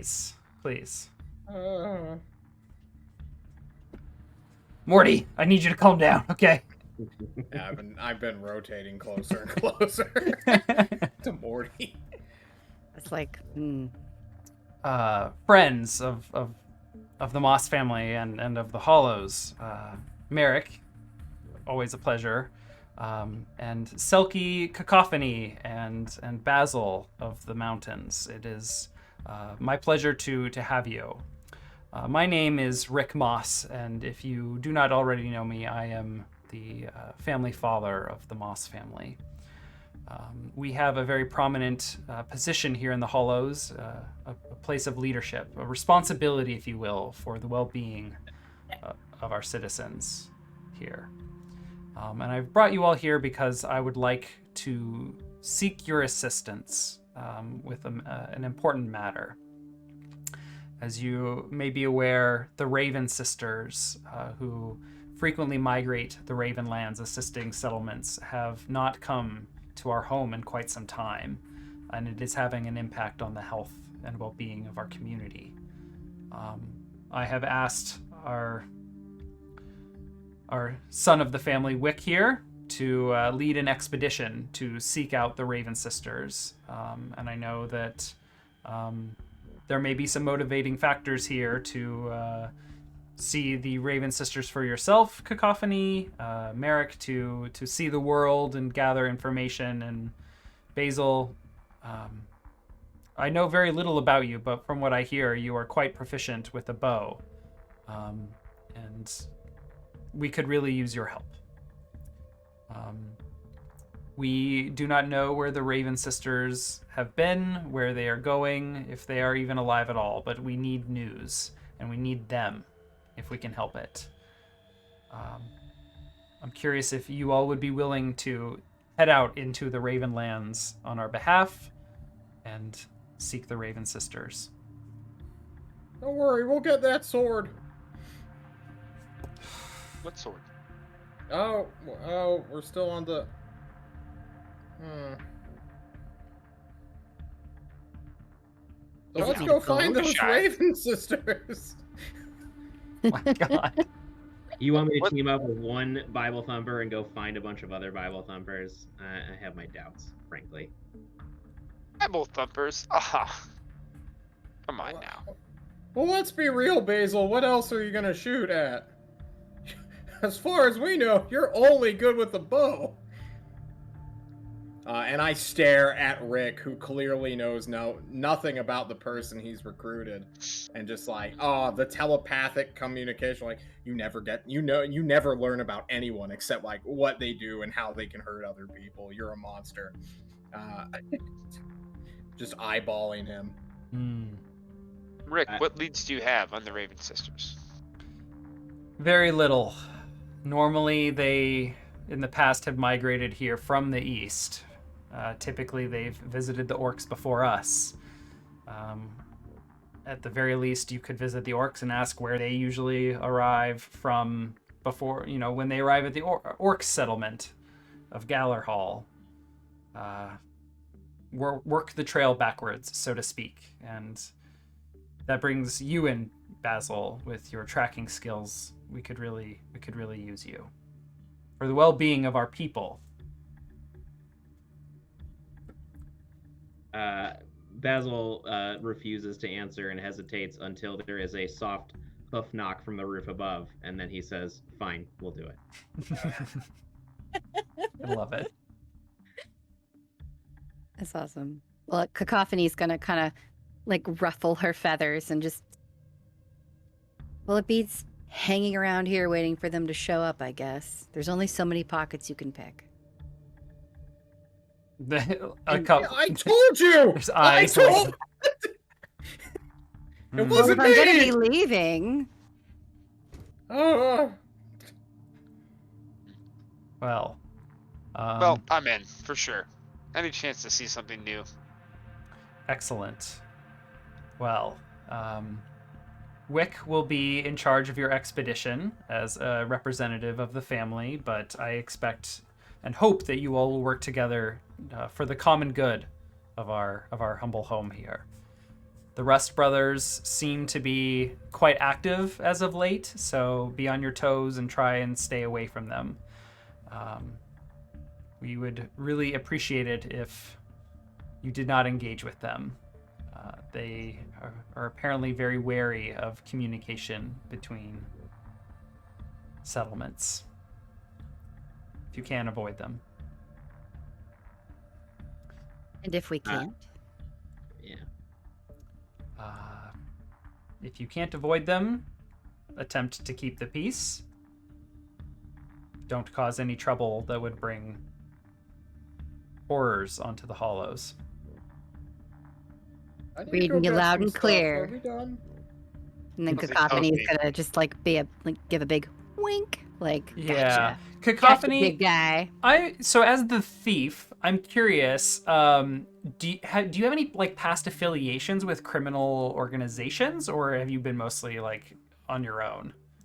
I feel like early on in her quote unquote career, she had affiliations with some larger groups of people. When she was in the city, she had to find a place to stay. She had to find people that she Mhm. could be with.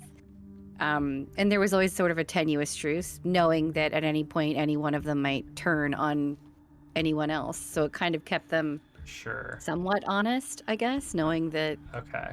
they were all in the same boat. Okay. But I think that she became wary of that, and she, after her brother died, she needed to find peace for him. Mm-hmm. So she was like, all right, this is stupid. I have to go and I have to do this thing. I've sworn a vow. I Okay. must. So she's she's been hanging out in the small towns, the little hamlets and hollows Mm-hmm. now. So she's Yeah. really, really bored.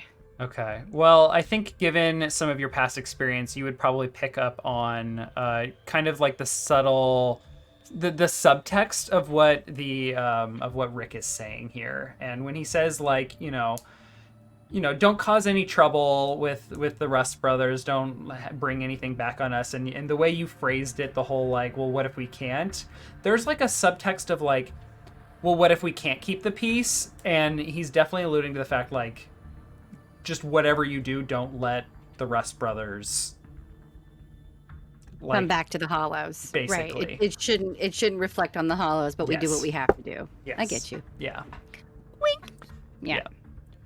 I would just say Basil is, despite Chives' confidence, still hesitant and unsure. And I would ask Wick, what if he's leading this group? What is he bringing to survive in the wild? Have you ever lived away from the warmth of this bread oven? Me? Me specifically? If you're leading us, Mm-hmm. All right, I'm gonna go. I need to go get some things. Grandpa, you can fill him on like what's going on. I don't need this brought up again. And Wick is going to go get his stuff and get ready to go on a suicide murder mission. And as you leave the hall, you can definitely hear Rick not really making a point of being quiet about it, but he just says, and also Merrick is second in charge. Got it, boss. Okay. that earns another confident hoof stamp from the roof above. And I would also add that by this point in the conversation, Chives has chewed a neat little hole into the roof at this point. So He's just like staring down into the diner. It's just as big as like an eye. Like Yeah, no one's yeah. gonna notice Just it to until give it falls. one side eye through the roof at this group. There we go. The Hollows thanks each of you for your service, and we will make it worth your while upon your return. And you are Well, that sounds wonderful. invited I to think- leave. Merrick will go into the kitchens, like open the door, be like, "Damn it, Cedric, you better not fuck up this kitchen while I'm gone." And then he starts gathering up all kinds of rations for the trip on the road. Well, there's not going to be much left for me to cook if you're taking everything. Taking everything.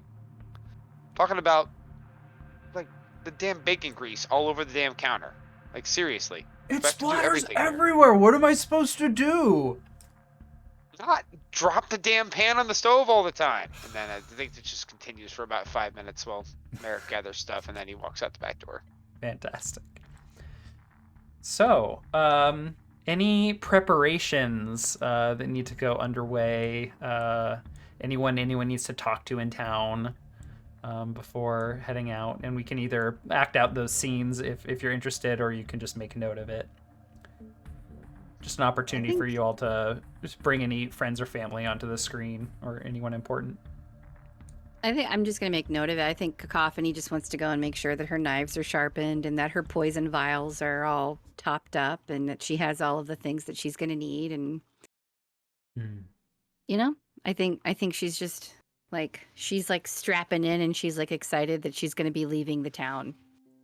Because she's been stuck there waiting for the Raven sisters. And she's like, all right, something's finally happening. Awesome. So she's like bebopping around, sharpening things and getting her talons all buffed. Anyway. Nice. Okay. I would just grab an extra hunk of bread from the kitchen and wave it at Chives to get him off of the roof before he ruins someone else's hatching work, and put him down and make sure he's ready to go. Gotcha. Okay. Alrighty. And I would also Alrighty, I think add that I think there's some kids in the town that are fond of Chives. They don't care for Basil. They don't know him, but they like a pretty ibex when he comes into town. And Hey, it's the dude with the goat. Hell Yeah. yeah.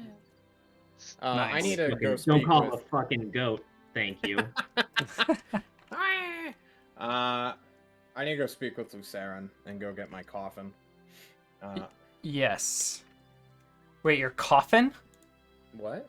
I need to go get my stuff, Nick. Oh, I misheard you. clearly. So I go to Luceron's workshop up in their hills with the gold, where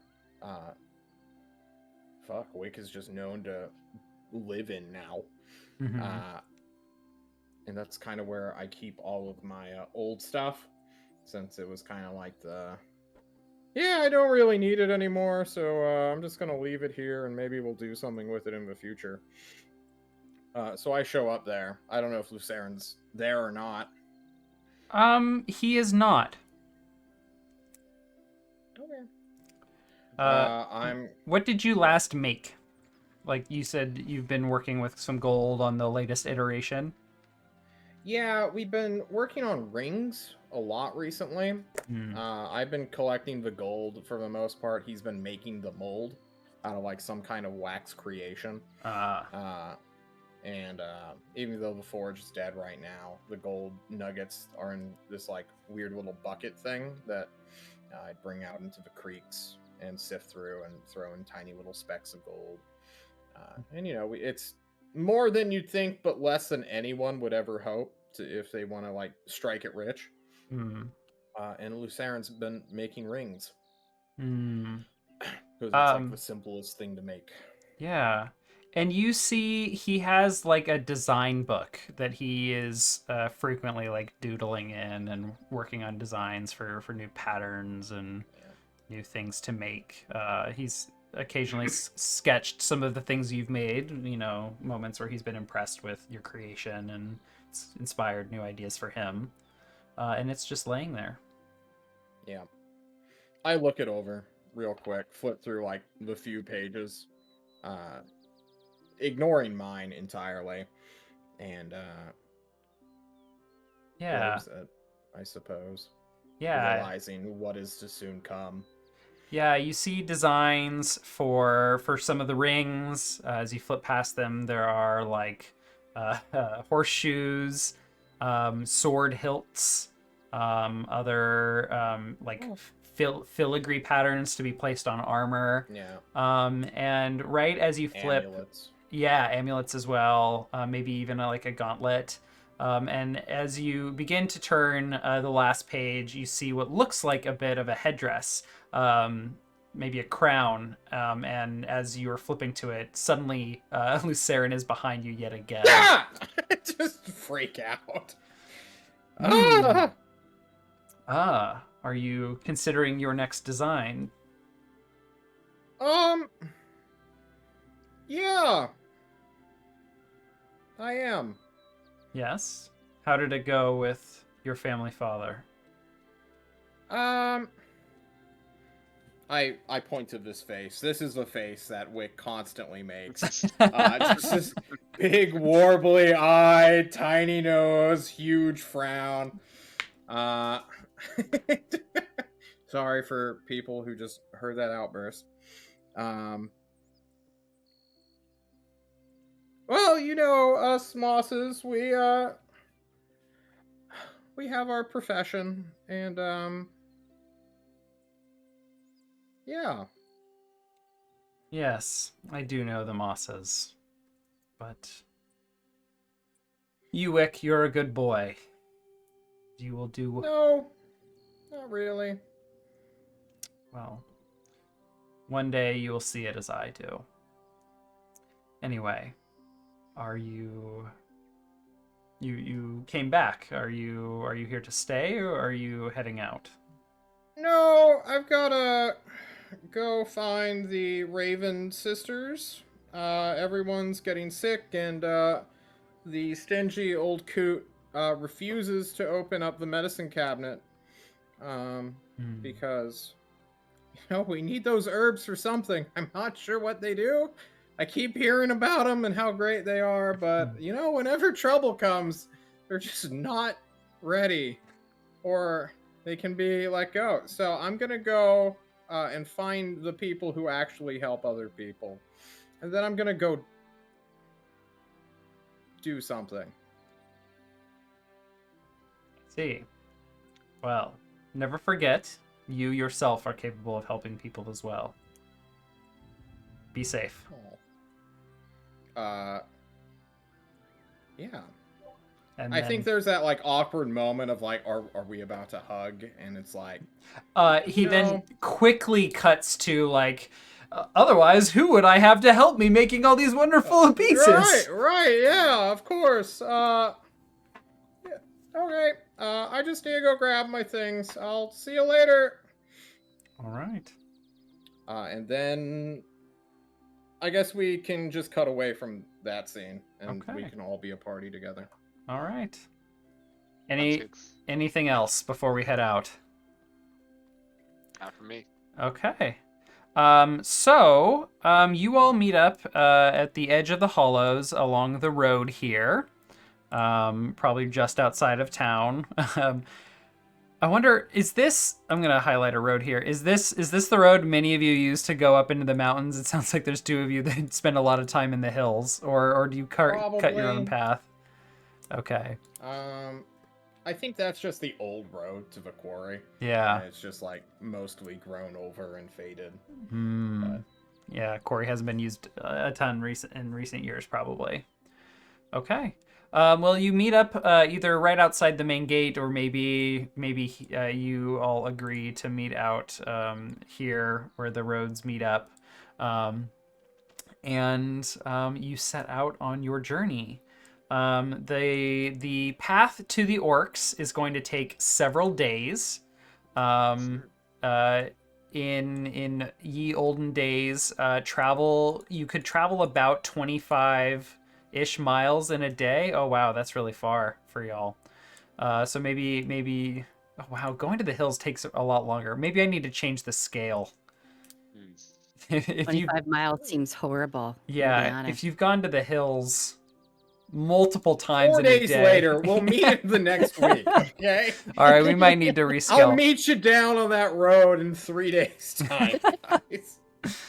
So We'll get there eventually. you meet up, you check your gear over, and you begin to head out. And the path, or the journey will take several days to get to the orc home of Gallerhall. So at this point, we're going to do our first roll. In fact, a couple of rolls in our Dungeon Oh. World game here. Yay. So we will start. Wait. Oh, go ahead.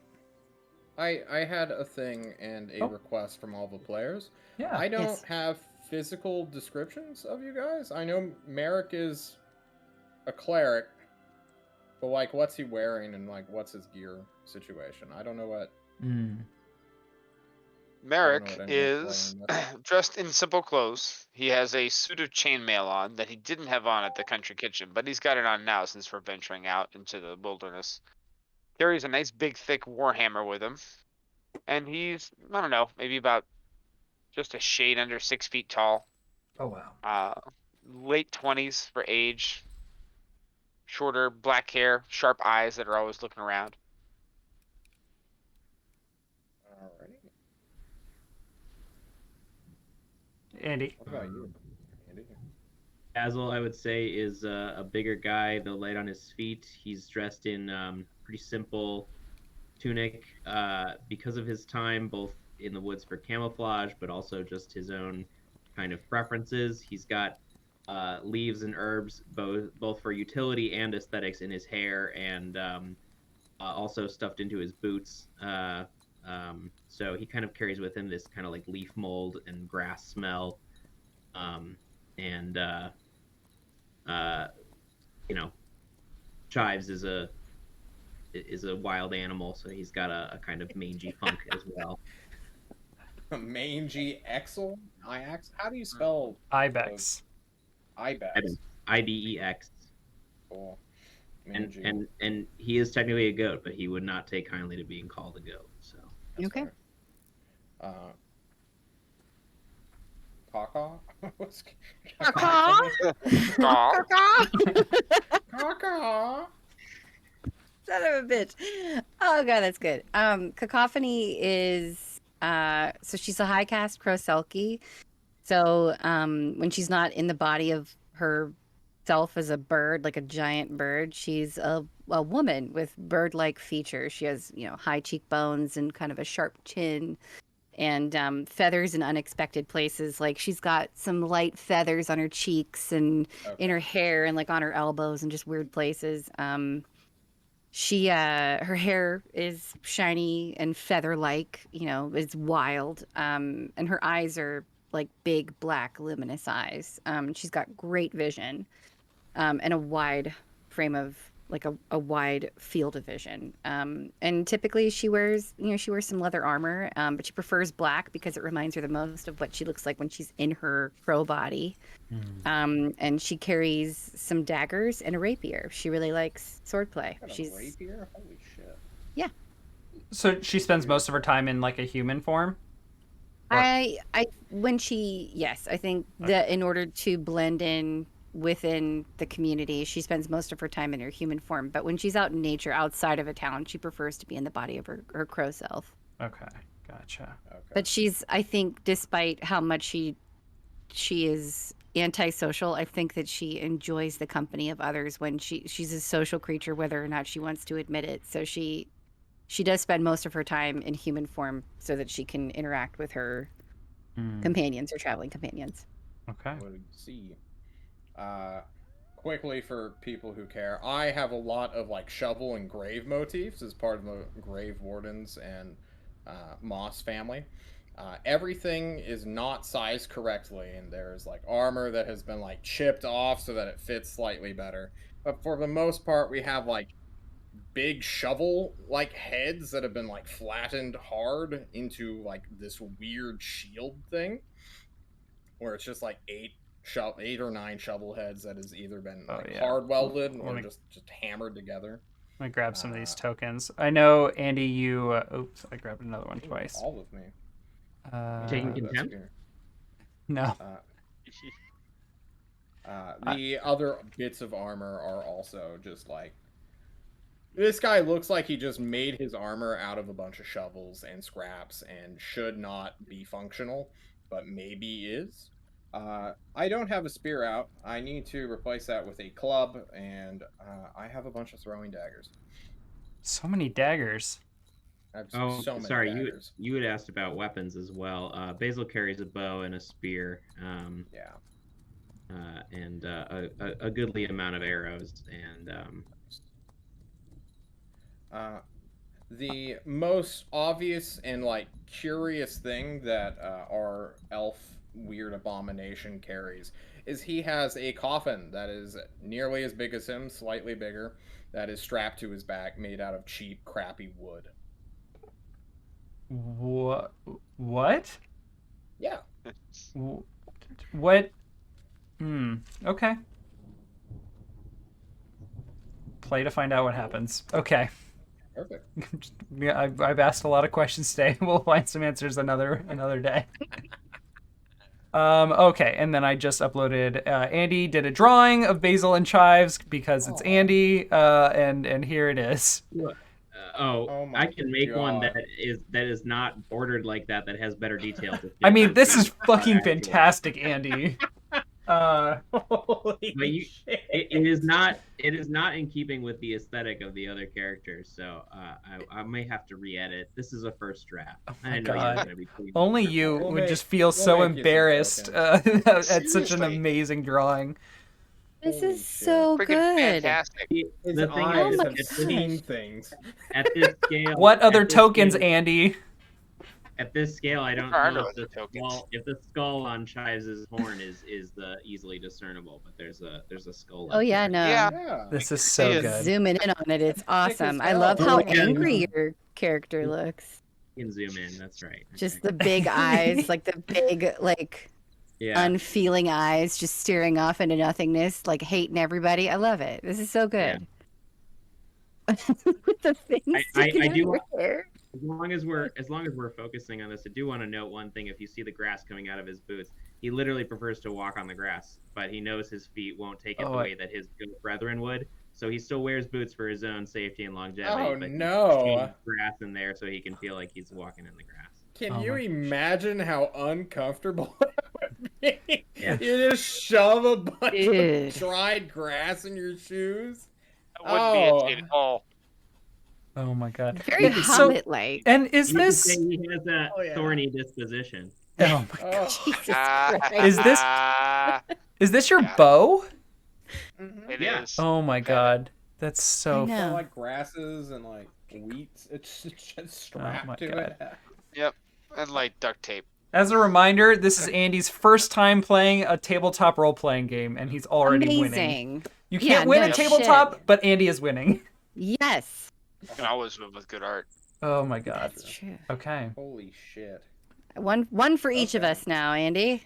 S'il vous plaît. Oh, The final thing. That's the way to unify the art. I'll get everyone strong together. Nice. Oh boy. Nick, This is amazing. one last question before we undertake a perilous journey. Yes. Through the Rust Brother connection during winter, would I have known like any kind of like rumor of a plan of like gibbing the Raven sisters or whatever? Ooh, that's a good question. So how much Is that time a- did you spend with them before before things went south? Probably like a year or slightly less. Okay, so you spent a lot of time hanging out with them when they came by. You know, Okay. 1 year out of like 21 or something. Okay. 1, 2, 3, 4, 5. Let's take a look at your moves. So there's a couple moves that might work here. Yeah, why don't you give me a spout lore? Let's have that be our first roll. Spout I would lore. love to spout lore. Yeah, so there are a lot of moves in Dungeon World that every character has access to. Hack and slash is your like punch, stab, slash move with whatever weapon you have. Hack and slash. Oh, there. Volley is shoot or throw things. Fail. Parlay is like your social talking. Spout lore when you can. Oh, we're taking your first. Yeah. one, John. Mhm. Because It's laggy for me. I'm okay, sorry. when you consult your accumulated knowledge about something, roll. In Dungeon World, we roll 2d6 and add modifiers. You rolled a 2 and a 3, and your intelligence is 0, so you got a 5. And when you roll a 6 or less, that is considered a failure. On a 7 to 9, that's like a partial success, and a 10 plus is a complete success. So a 5 is a failure. And when you fail rolls in Dungeon World, guess what? You get to mark XP. And I see you've already done it, John. You were ready for I'm on this. point. All right. I love losing. The cool thing and the reason we award XP for players and for characters when they fail is because the GM gets to make a move of their own as hard as they want when a player fails a roll. This could be me introducing like some sort of terrible calamity, inflicting severe harm, taking things away. Ooh, wow. And I was not expecting a spout lore so early. And a failed roll at that. So let me go over my list as a GM of things that I like. They have a recommendation list of things to do for failed rolls. We're starting off good, guys. Yeah, we are starting off good. So let me just read my list aloud for folks, just so they have an idea on the backside of things behind the screen, what GMs think about. So. Use a monster, danger, or location move. Reveal an unwelcome truth. Show signs of an approaching threat. Deal damage. Use up their resources. Turn their move back on them. Separate them. Give an opportunity that fits a class's abilities. Show a downside to their class, race, or equipment. Offer an opportunity with or without a cost. Put someone in a spot. Or tell them the requirements or consequences and ask. So, you would have been hanging around the Rust Brothers, and they, you'd be picking up on their ideology. Things need to be put through the ringer, the fire and brimstone to get stronger.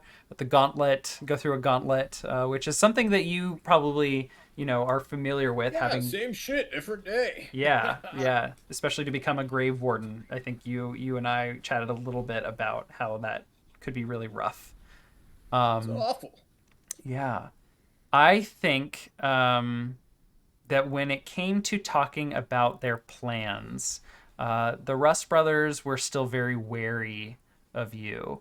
And they encouraged you, hey, well, if you want to get in on what's going on with us, and maybe you want to become one of us one day, you'll need to prove yourself, kid. We hear that Moss family has an heirloom sword. You should bring that to us. And then maybe we'll tell you. And I think at some point, said sword disappeared and arrived in the hands of the Rust brothers. And it's at that point that they turned on you. They reveled in their ability to use you and abuse you and your connection with your family. And it's at that point that they revealed that you were... So nothing about the Raven sisters is what I'm getting. Yes.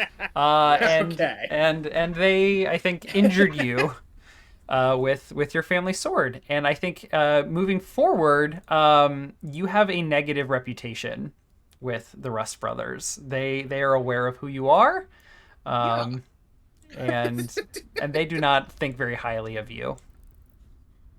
So you are now known amongst the Rust brothers as a someone that they could use and abuse. So that will be your consequence. Okay. Damn. Right? All right. So let's take a look at Undertake a Perilous Journey. When you travel through hostile territory, choose one member of the party to act as trailblazer, one to scout ahead, and one to be quartermaster. The same character cannot have two jobs. If you don't have enough party members, blah, blah, blah, we've got 4 of you, so this is fine. Each character with a job to do rolls plus wisdom. On a 10+, the quartermaster reduces the number of rations required by 1. On a 10+, the trailblazer reduces the amount of time it takes to reach your destination. On a 10+, the scout will spot any trouble quick enough to let you get the drop on it. On a 7 to 9, each role performs their job as expected. The normal number of rations are consumed, the journey takes about as long as expected, and no one gets the drop on you, but you do not get the drop on them either. So now I think is the opportunity for you all to let us know what role would you take.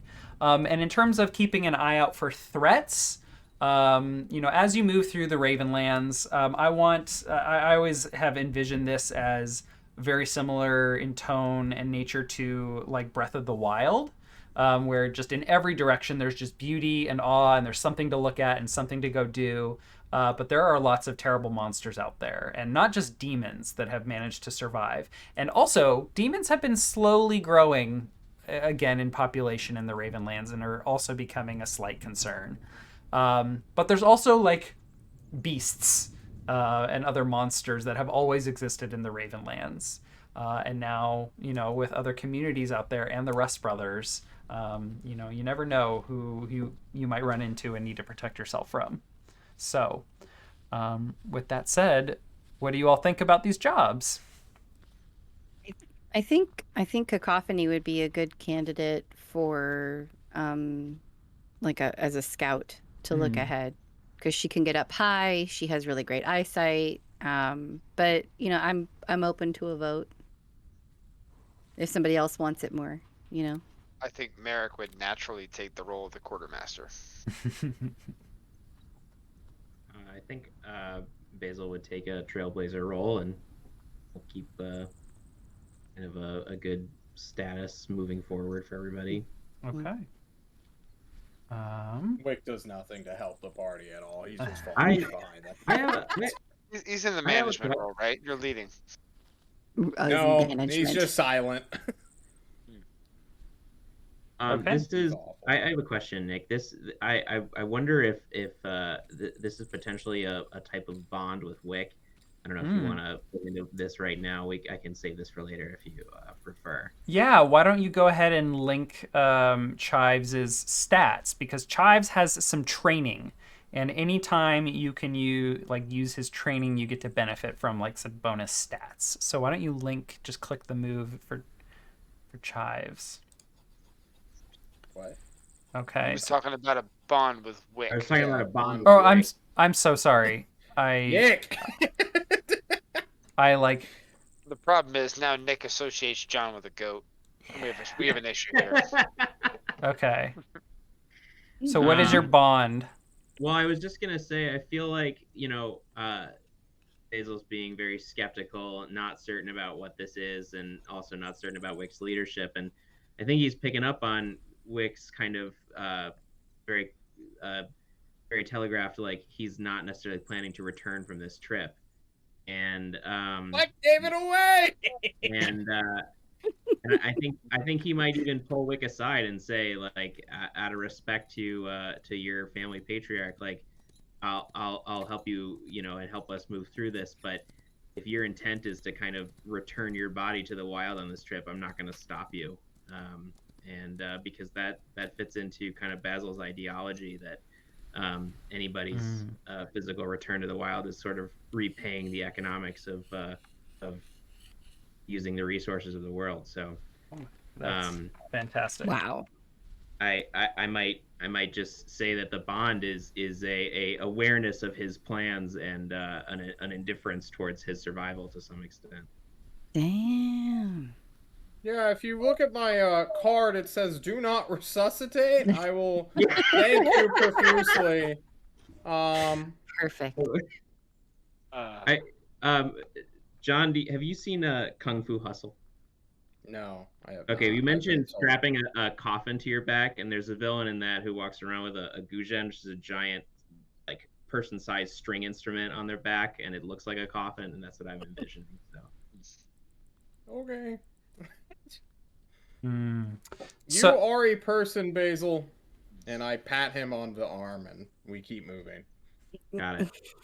So the way bonds work, in addition to like being able to resolve them for XP, you also use them as a stat, as a bonus modifier when using the aid or interfere move.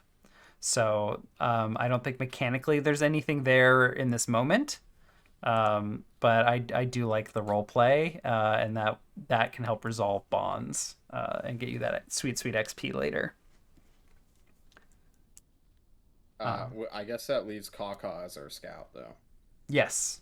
Yes. Okay. So can I have the three of you, Basil, Merrick, and Cacophony, roll? Just click the word or the whiz, the circle that says whiz, and that will roll your stat. Nice 6. Oh, Starting off strong. Oh, we got it. Shadow or power leveling. Oh, boy.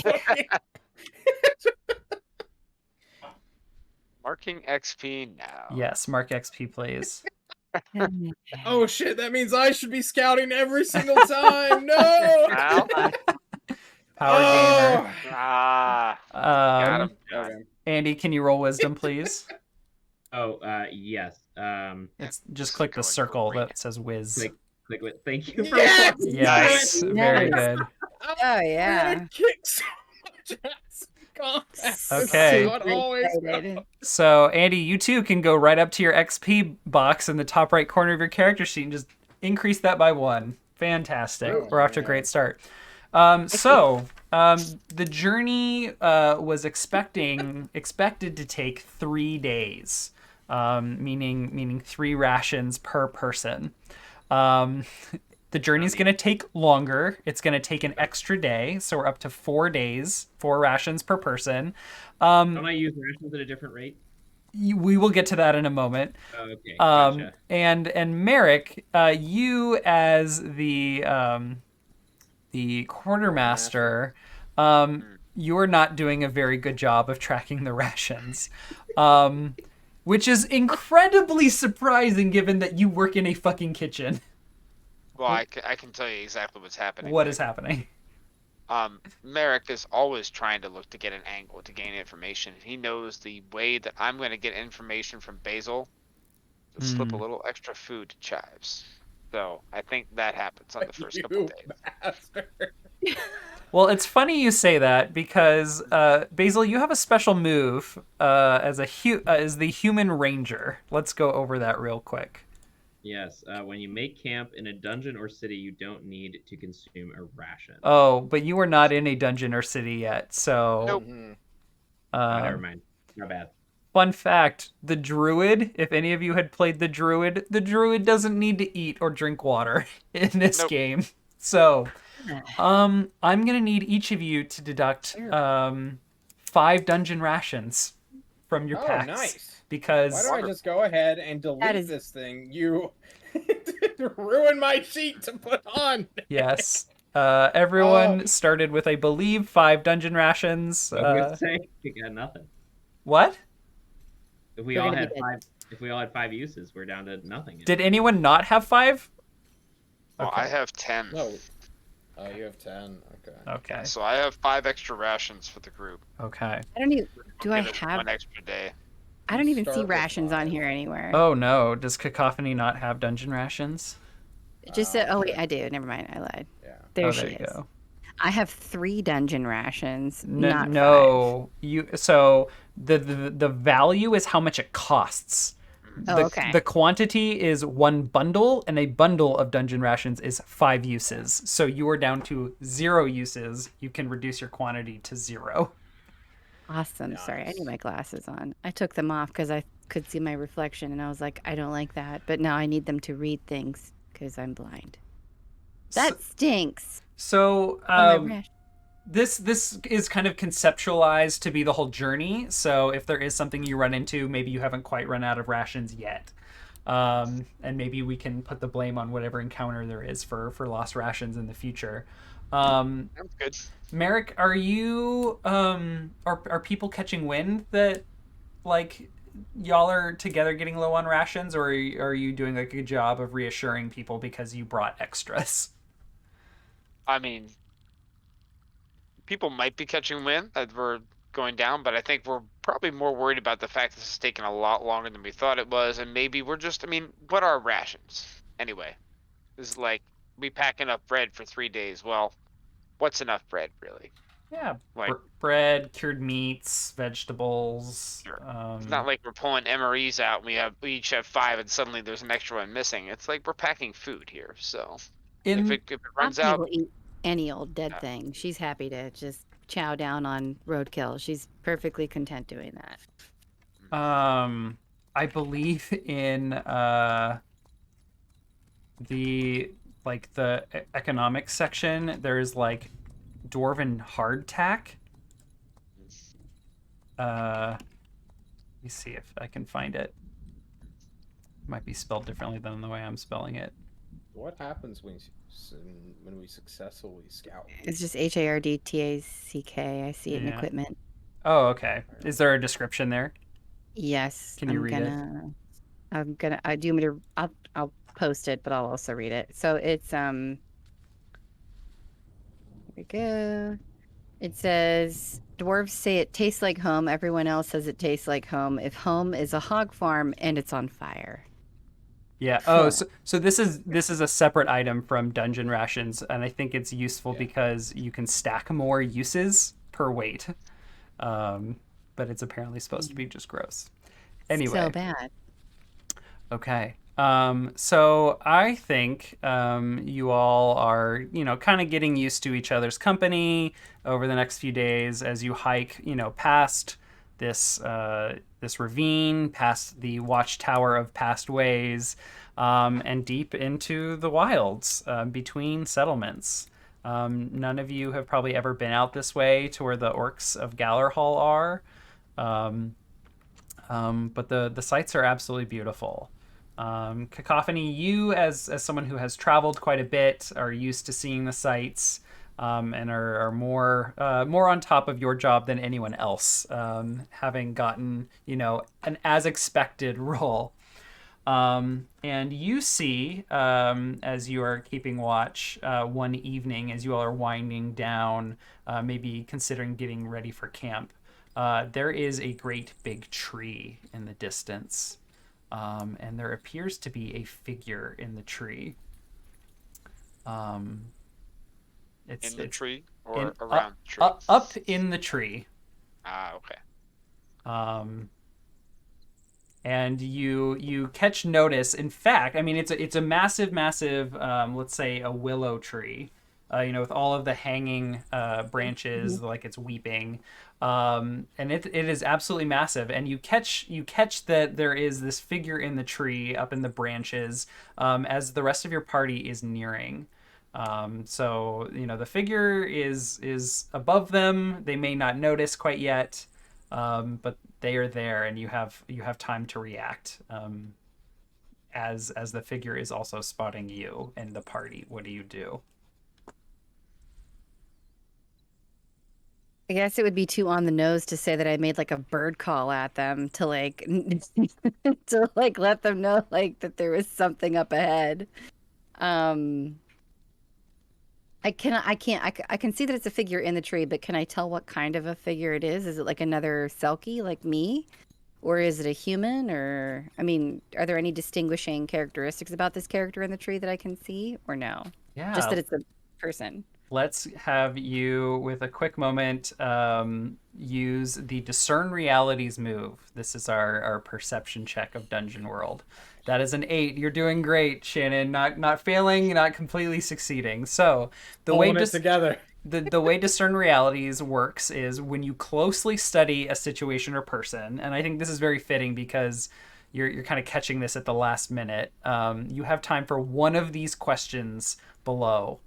Whichever question you take, I will give you an honest answer, and you get to take +1 forward on your next roll when acting on the answers. Okay. Questions are: what happened You're here? so devious. I know. I mean, the game is too, but yeah, me too. The I know that questions you can anyone choose can- from are: what happened here recently, what is about to happen, what should I be on the lookout for, what here is useful or valuable to me, who's really in control here, and what here is not what it appears to be. I guess I would have to go with what here is not what it appears to be. What here is not what it appears to be. Um, Ooh, that's a good question.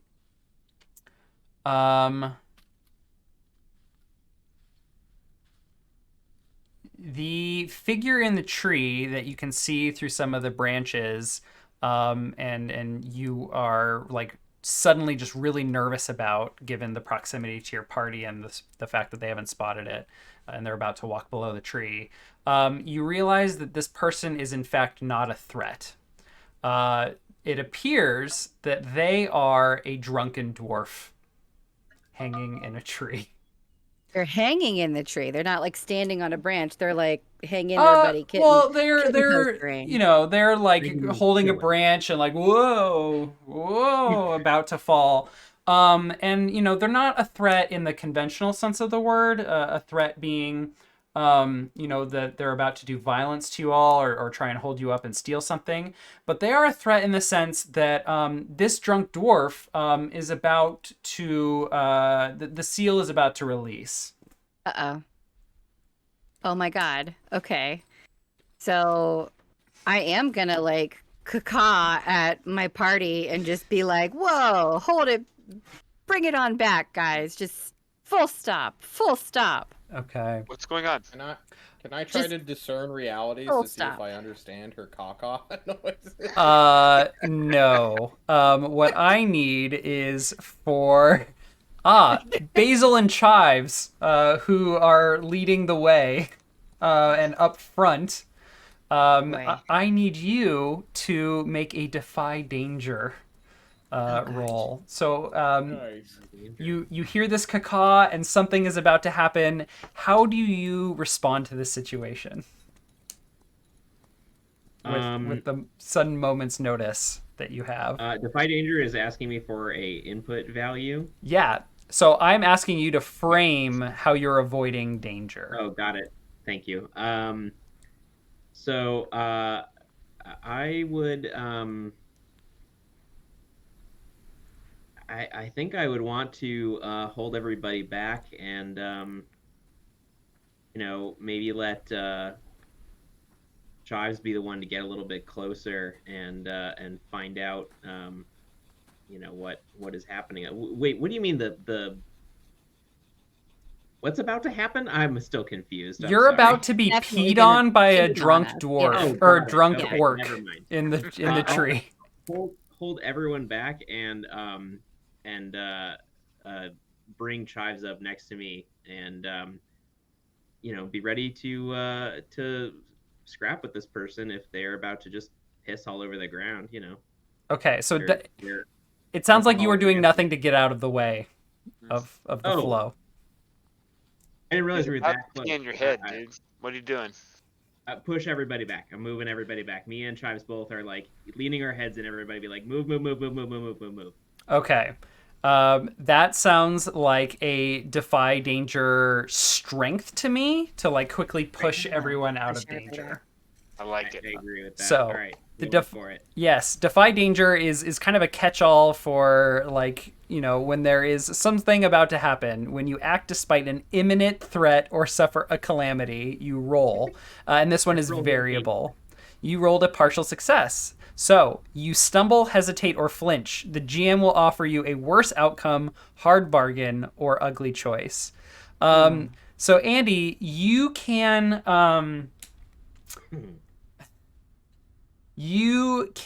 either get a little bit of urine on everyone, including yourself and Chives, or you can take the brunt of it yourself. I think we will push everyone away and take the brunt. It's only going to add to the grassy aroma of our camouflage for hiding in the grass. So, Were you the one that in our text earlier today about your look you said you smelled like urine anyway? no. Who's told me? I said I smelled like What? leaf mold. Oh, leaf mold. Oh, it was mold. That's right. Okay. So, as this orc lets out like a Wait, orc or dwarf? You said I dwarf misspoke and Dwarf. said did I say dwarf up front? You said dwarf. Yes. Yeah. Oh, I okay. had many questions ready for dwarf in a tree. Yeah, how did this guy get here? I'm so sorry. It is an orc. It's this too is late. orc test, that changes everything. I want to re-roll. It's an orc. It's an orc. It's an orc. The orc We did lets not out understand the assignment. the orc hears a bird cawing, a selkie cawing, lets out a deep sigh, begins to relieve themselves. You push people out of the way and take the brunt of the urine. And Chives, Oh no! my gosh. Chives shakes it off and probably spritzes a little more back onto a couple of drops on everybody in the process, and I kind of just take some sprigs of leaves and just kind of brush it around and let the plant aromas take back over again. And I'm not too phased by it. The wilds are dirty, but I'm a little annoyed, to be honest. Hey, what are you doing up there in that tree? what are you all doing down there? I'm trying to It's all over Maintaining us. balance. What? Oh, He's gesticulating with both hands. Oh my gosh. Who are you? I'm not going to answer that question until you put that thing away, sir. Yeah, Oh. put the thing away, Oh. go down, Oh, I'm so sorry. finish relieving yourself in a more acceptable way, and then He just rubbed it in his eyes. What the hell? I didn't mean to offend or sorry. How embarrassing for me. Elf culture. This is sexual assault. You better get down here. It's harassment. I got the training on it from Galler Hall. Galler Hall's wrong. I have been upgraded by the elves. Now get down here. Oh my gosh. Okay. Just give me a minute. And he like starts to like really awkwardly like try and shift himself around through some branches. He like eventually just like brings himself down and he's sitting on the branch and like tries to shuffle himself up, or to the side. Yeah, at that point, I think... Go ahead, Andy. I was gonna say, out of impatience, I think Chives might ram the tree to shake him off of the branches Oh my gosh. and get him down faster. He's a little annoyed. Okay. Again, this is a massive, massive tree. Uh, Chives runs and well, let me check his training really quickly. You linked this earlier. Oh, that's right. Chives' training is he has quick reflexes. He's trained to fight humanoids, scout, and guard. He is stubborn. So I think it is definitely appropriate, given his weakness of stubbornness, that he would ram this tree to no effect. Even if it's not no effect, yeah. And maybe try again. And maybe a third time. Now, Chives saunters away a little dizzy and a little less irritated, having, spent a little energy, but still a little pissy as well. Now, I don't want to. Literally. I don't want to marionette your characters, but John, I want to point out a move that you have. Yeah. Is it piss avoidance? No. You may have Last an breath. appropriate move here if you are interested in trying to bring the tree down, John. If that's what your character would do. Wouldn't we just hit him with a big rock? I don't think he's that impatient. Okay. I think I'd be like, "Hey, yo, guys, chill. It's fine. He's drunk. Sweet. A little help. Yeah, I'll go help. All right, now I'm the fucking branches apart. What do you mean you need help? Get down! And I want to bend bars and lift this fucking tree out of the ground if possible. Okay. I don't know if lifting the what I've described as massive willow tree out is. I'm just taking off whatever sections of bark I can then. Okay. To like destroy this. Just get him unstable and make him fall. Okay. This is now actually annoying. Give me Benbar's lift gates then. It is coming through. I'm not gonna click it a bunch of times. Okay. I am lagging, and I have no idea why. Yes. Okay. Mark the XP. Mark I XP. sure will. I think I'm Nailed gonna it. rip my back up, just like I used to be so much stronger. And I'm just wailing and my back. Yes. So when you use pure strength to destroy an inanimate object, roll for Benbar's lift gates. Normally, you would choose 1 or 3 of these on a partial success or complete success. But you got 0 choices. 1, 0. It's choose none.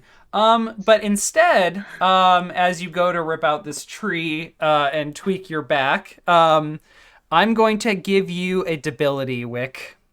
You really do mess up your back. Take the debility weak. I will do that. In this game, there are penalty statuses for each roll. I'll bring up Wick's character sheet here. John has checked off the weak button, meaning he now has a -1 ongoing to any strength roll until that debility is cleared, which can take a lot of time or healing potion to clear. But there is another thing that happens here. Again, as a GM, I get to make a move as hard as I want on a failed roll because you get to mark XP. And you begin to hear some strange sounds. At first, it sounds like the wind is whistling, and then you hear it coming from some other trees in a forest nearby, and it is singing. There is singing, a person with a beautiful voice singing.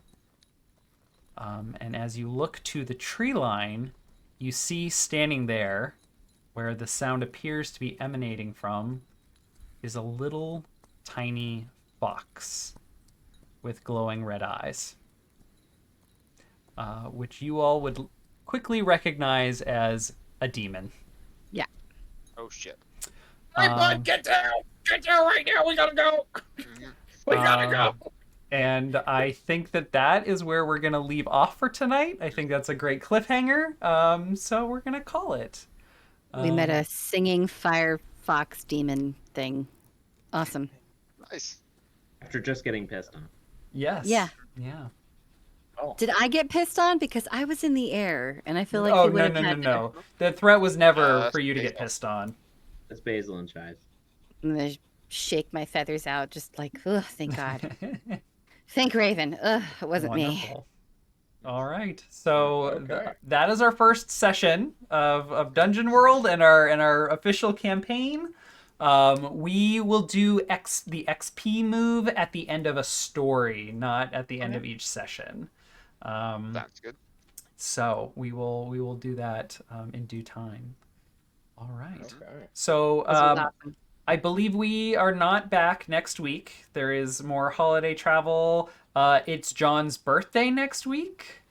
Happy On early Wednesday? birthday, friendo. We'll be Yeah. doing a special stream. That's going to be the only stream I do that week, since so many games fall on Christmas for so many of my players. But hey, if you're not in the John Dungeon Master Discord, you're missing out. We just did a naming giveaway for this character you see before you, or hear before you. I'm not sure. And you know, I do wacky games. You should come play with us. We're gonna do some stupid. We're gonna be doing something on that day. We'll do something Awesome. stupid on that day. That's for sure. Something stupid will be done. Perfect. I make the oath. All right. Any other shout outs or anything for the good of the order before we head off for the night? No, but Merry Christmas and Happy Holidays, and I hope everybody Yep. just has a really good one, and you eat a lot of food and you spend time Mhm. with people that you like. That's my hope for everybody. Yeah. Breathe. All right. Well, we should be back, I believe, on the 29th. I will double check with our cast and make a post in our community Discord. If you haven't already, please subscribe to the Twitch channel and also the YouTube channel if you ever need to catch a video after the fact. I try and upload those the day after. And feel free to come hang out on the Discord and let us know what you thought of our first episode playing Dungeon World. Have a great rest of your week, everybody, and happy holidays. Bye. Bye. Bye. Bye. Everybody. Bye.